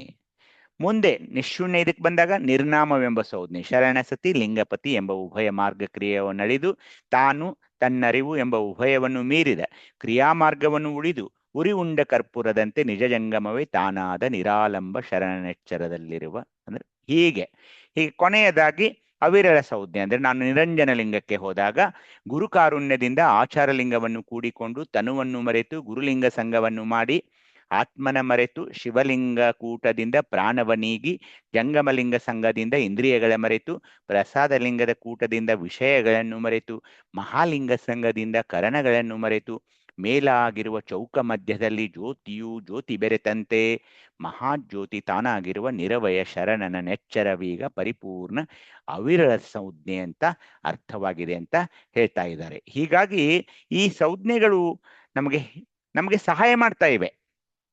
ಪರ ಅಂದ್ರೆ ಆ ಈಶನ ತ್ರಯಗಳು ಸತಿ ಸುತಮೋ ಅವೆಲ್ಲ ಸಂಸಾರ ಬಂಧನದಿಂದ ಮುಕ್ತ ಆಗೋದು. ಗೂಢ ಅಂದ್ರೆ ಮಲತ್ರಯಗಳನ್ನು ಬಿಡೋದು. ಶರೀರ ಅಂದ್ರೆ ಭೋಗತ್ರಯಗಳನ್ನು ಬಿಡೋದು, ಅನ್ನ ಆಭರಣ ವಸ್ತ್ರ. ಲಿಂಗಕ್ಷೇತ್ರ ಅಂದ್ರೆ ಆ 3 ಗುಣತ್ರಯಗಳು ಅನವಮಲ ಮಾಯಾಮಲ ಅವನ್ನೆಲ್ಲ ಬಿಡೋದು. ಅನಾದಿ ವಸ್ತು ಅಂದ್ರೆ ಗುರು ಶಿಷ್ಯರೆಂಬ ಉಭಯ ಒಳೆದು ಅಷ್ಟಾವರಣಧಾರಿಯಾಗಿ. ಮಹಾಸಂಜ್ಞೆ ಅಂದ್ರೆ ಅಂಗಲಿಂಗವೆಂಬ ಉಭಯ ಒಳೆದು ಲಿಂಗ ಸಮರತಿ ಅದು ಶಟಸ್ಥಲವ ತಿಳಿದು ಪ್ರಮತಗನ ಮಾರ್ಗಾಚರಣೆಯಲ್ಲಿದೆ. ಅಪ್ರಮಾಣ ಅನ್ನೋದು ಅದೆಲ್ಲ ನಿಮ್ಗೆ ಹೇಳಿದೆ ಈಗಾಗಲೇ, ಭಕ್ತ ಸ್ಥಳಕ್ಕೆ ಅಂಗ ಮಹೇಶ್ವರಕ್ಕೆ ಆತ್ಮ. ಹೀಗೆ ನಿರ್ನಾಮ ಅನ್ನೋದು ಶರಣಸತಿ ಲಿಂಗಪತಿ ಭಾವ ಒಳಿದು ನಿಜ ಜಂಗಮವೇ ತಾನಾಗಿ ನಿರಾಲಂಬ ಶರಣನಾಗೋದು. ಅವಿರಳ ಅಂದ್ರೆ ಎಲ್ಲ ನೋಡಿ, ಗುರುಕಾರುಣ್ಯದಿಂದ ಆಚಾರ ಲಿಂಗವ ತನು ಮರೆತು ಗುರುಲಿಂಗವ. ಹೇಗೆ ಅಲ್ಟಿಮೇಟ್ಲಿ ನೀವು ಶಿವನೊಡನೆ ಒಂದಾಗೋದು, ಬೆರೆಯೋದು, ನೀವೇ ಶಿವನಾಗೋದು ಈ ಸಂಜ್ಞೆಗಳ ಮೂಲಕ. ಹಾಗೇನೆ ಲಕ್ಷಣಗಳು ಹೇಳಿದ್ವಿ. ಈಗ ಈ ಸಂಜ್ಞೆಗಳು ಕೂಡ ಆ ಅರ್ಥ ಮಾಡಿಕೊಂಡು ಆ ಸಂಜ್ಞೆಗಳನ್ನ ನಾವು ತಿಳ್ಕೊಂಡ್ರೆ ಅಲ್ಲಿ ನಿಲ್ಬೇಕು. ಈ ಸಂಜ್ಞೆಗಳು ಕೂಡ ಆಯಾ ಸ್ಥಳದಲ್ಲಿ ನಿಲ್ಲಲು ನಮಗೆ ಅನುಕೂಲವಾಗ್ತಾ ಇವೆ ಅಂತ ಹೇಳ್ತಾ ಮುಂದಿನ ಸಲ ಇನ್ನೊಂದು ಸಕಿಲವನ್ನ ನಾವು ತೆಗೆದುಕೊಳ್ಳೋಕೆ ಅರ್ಥ ಮಾಡ್ಕೊಳ್ಳೋಣ. ಯಾಕಂದ್ರೆ ಇವೆಲ್ಲ ಮುಂದುವರಿದ ಭಾಗಗಳು, ಶಿವಯೋಗದ ಮುಂದುವರಿದ ಭಾಗಗಳು. ಎಷ್ಟು ನನಗೆ ಎಷ್ಟು ಅರ್ಥವಾಗ್ತಾ ಇದೆಯೋ ಅಷ್ಟೇ ನಾನು ಹೇಳ್ತಾ ಇದ್ದೀನಿ. ಯಾಕೆಂದ್ರೆ ಈ ತರದ ಒಂದು ಚಿಂತನೆಗಳು ಕೇವಲ ಸ್ವಾನುಭವದ ನೆಲೆಯಲ್ಲಿ ಮಾಡಬಹುದೇ ವಿನಃ ಒಂದು ಸಾರ್ವಜನಿಕ ವಲಯದಲ್ಲಿ ಮಾಡಬೇಕಾದ ಈ ಲಕ್ಷಣಗಳಾಗ್ಲಿ ಸಂಜ್ಞೆಗಳಾಗ್ಲಿ ಇಂಥವನ್ನೆಲ್ಲ ಅಲ್ಲಿ ಮಾತಾಡೋಕ್ಕಾಗೋಲ್ಲ. ಯಾಕೆಂದ್ರೆ ಅವ್ರಿಗೆ ಈ ಸ್ಥಳಗಳ ಒಂದು ಜ್ಞಾನವೇ ಇಲ್ದಾಗ ಇವನ್ನೆಲ್ಲ ಯಾವ ಸ್ಥಳಗಳಲ್ಲಿ ಹಾಕಬೇಕು ಅನ್ನೋದನ್ನೆಲ್ಲ ಹೇಳೋಕ್ಕಾಗೋಲ್ಲ. ನಮ್ಮ ಸ್ವಾನುಭವದ ನೆಲೆಯಲ್ಲಿ ನೀವು ಈಗಾಗಲೇ ಎಲ್ಲ ಇದು ಗೊತ್ತಿರೋದ್ರಿಂದ ನಾವು ಹೇಳ್ಬಹುದಷ್ಟೇ. ಅದಕ್ಕೆ ನಾನು ಸ್ವಲ್ಪ ನಿಮ್ಗೆ ಹೇಳ್ತಾ ಇದ್ದೀನಿ ಸಕ್ಕಿಲಿಗಳ ಬಗ್ಗೆ ಅಷ್ಟೇ. ಎಲ್ಲರಿಗೂ ಶರಣಾರ್ಥಿಗಳು.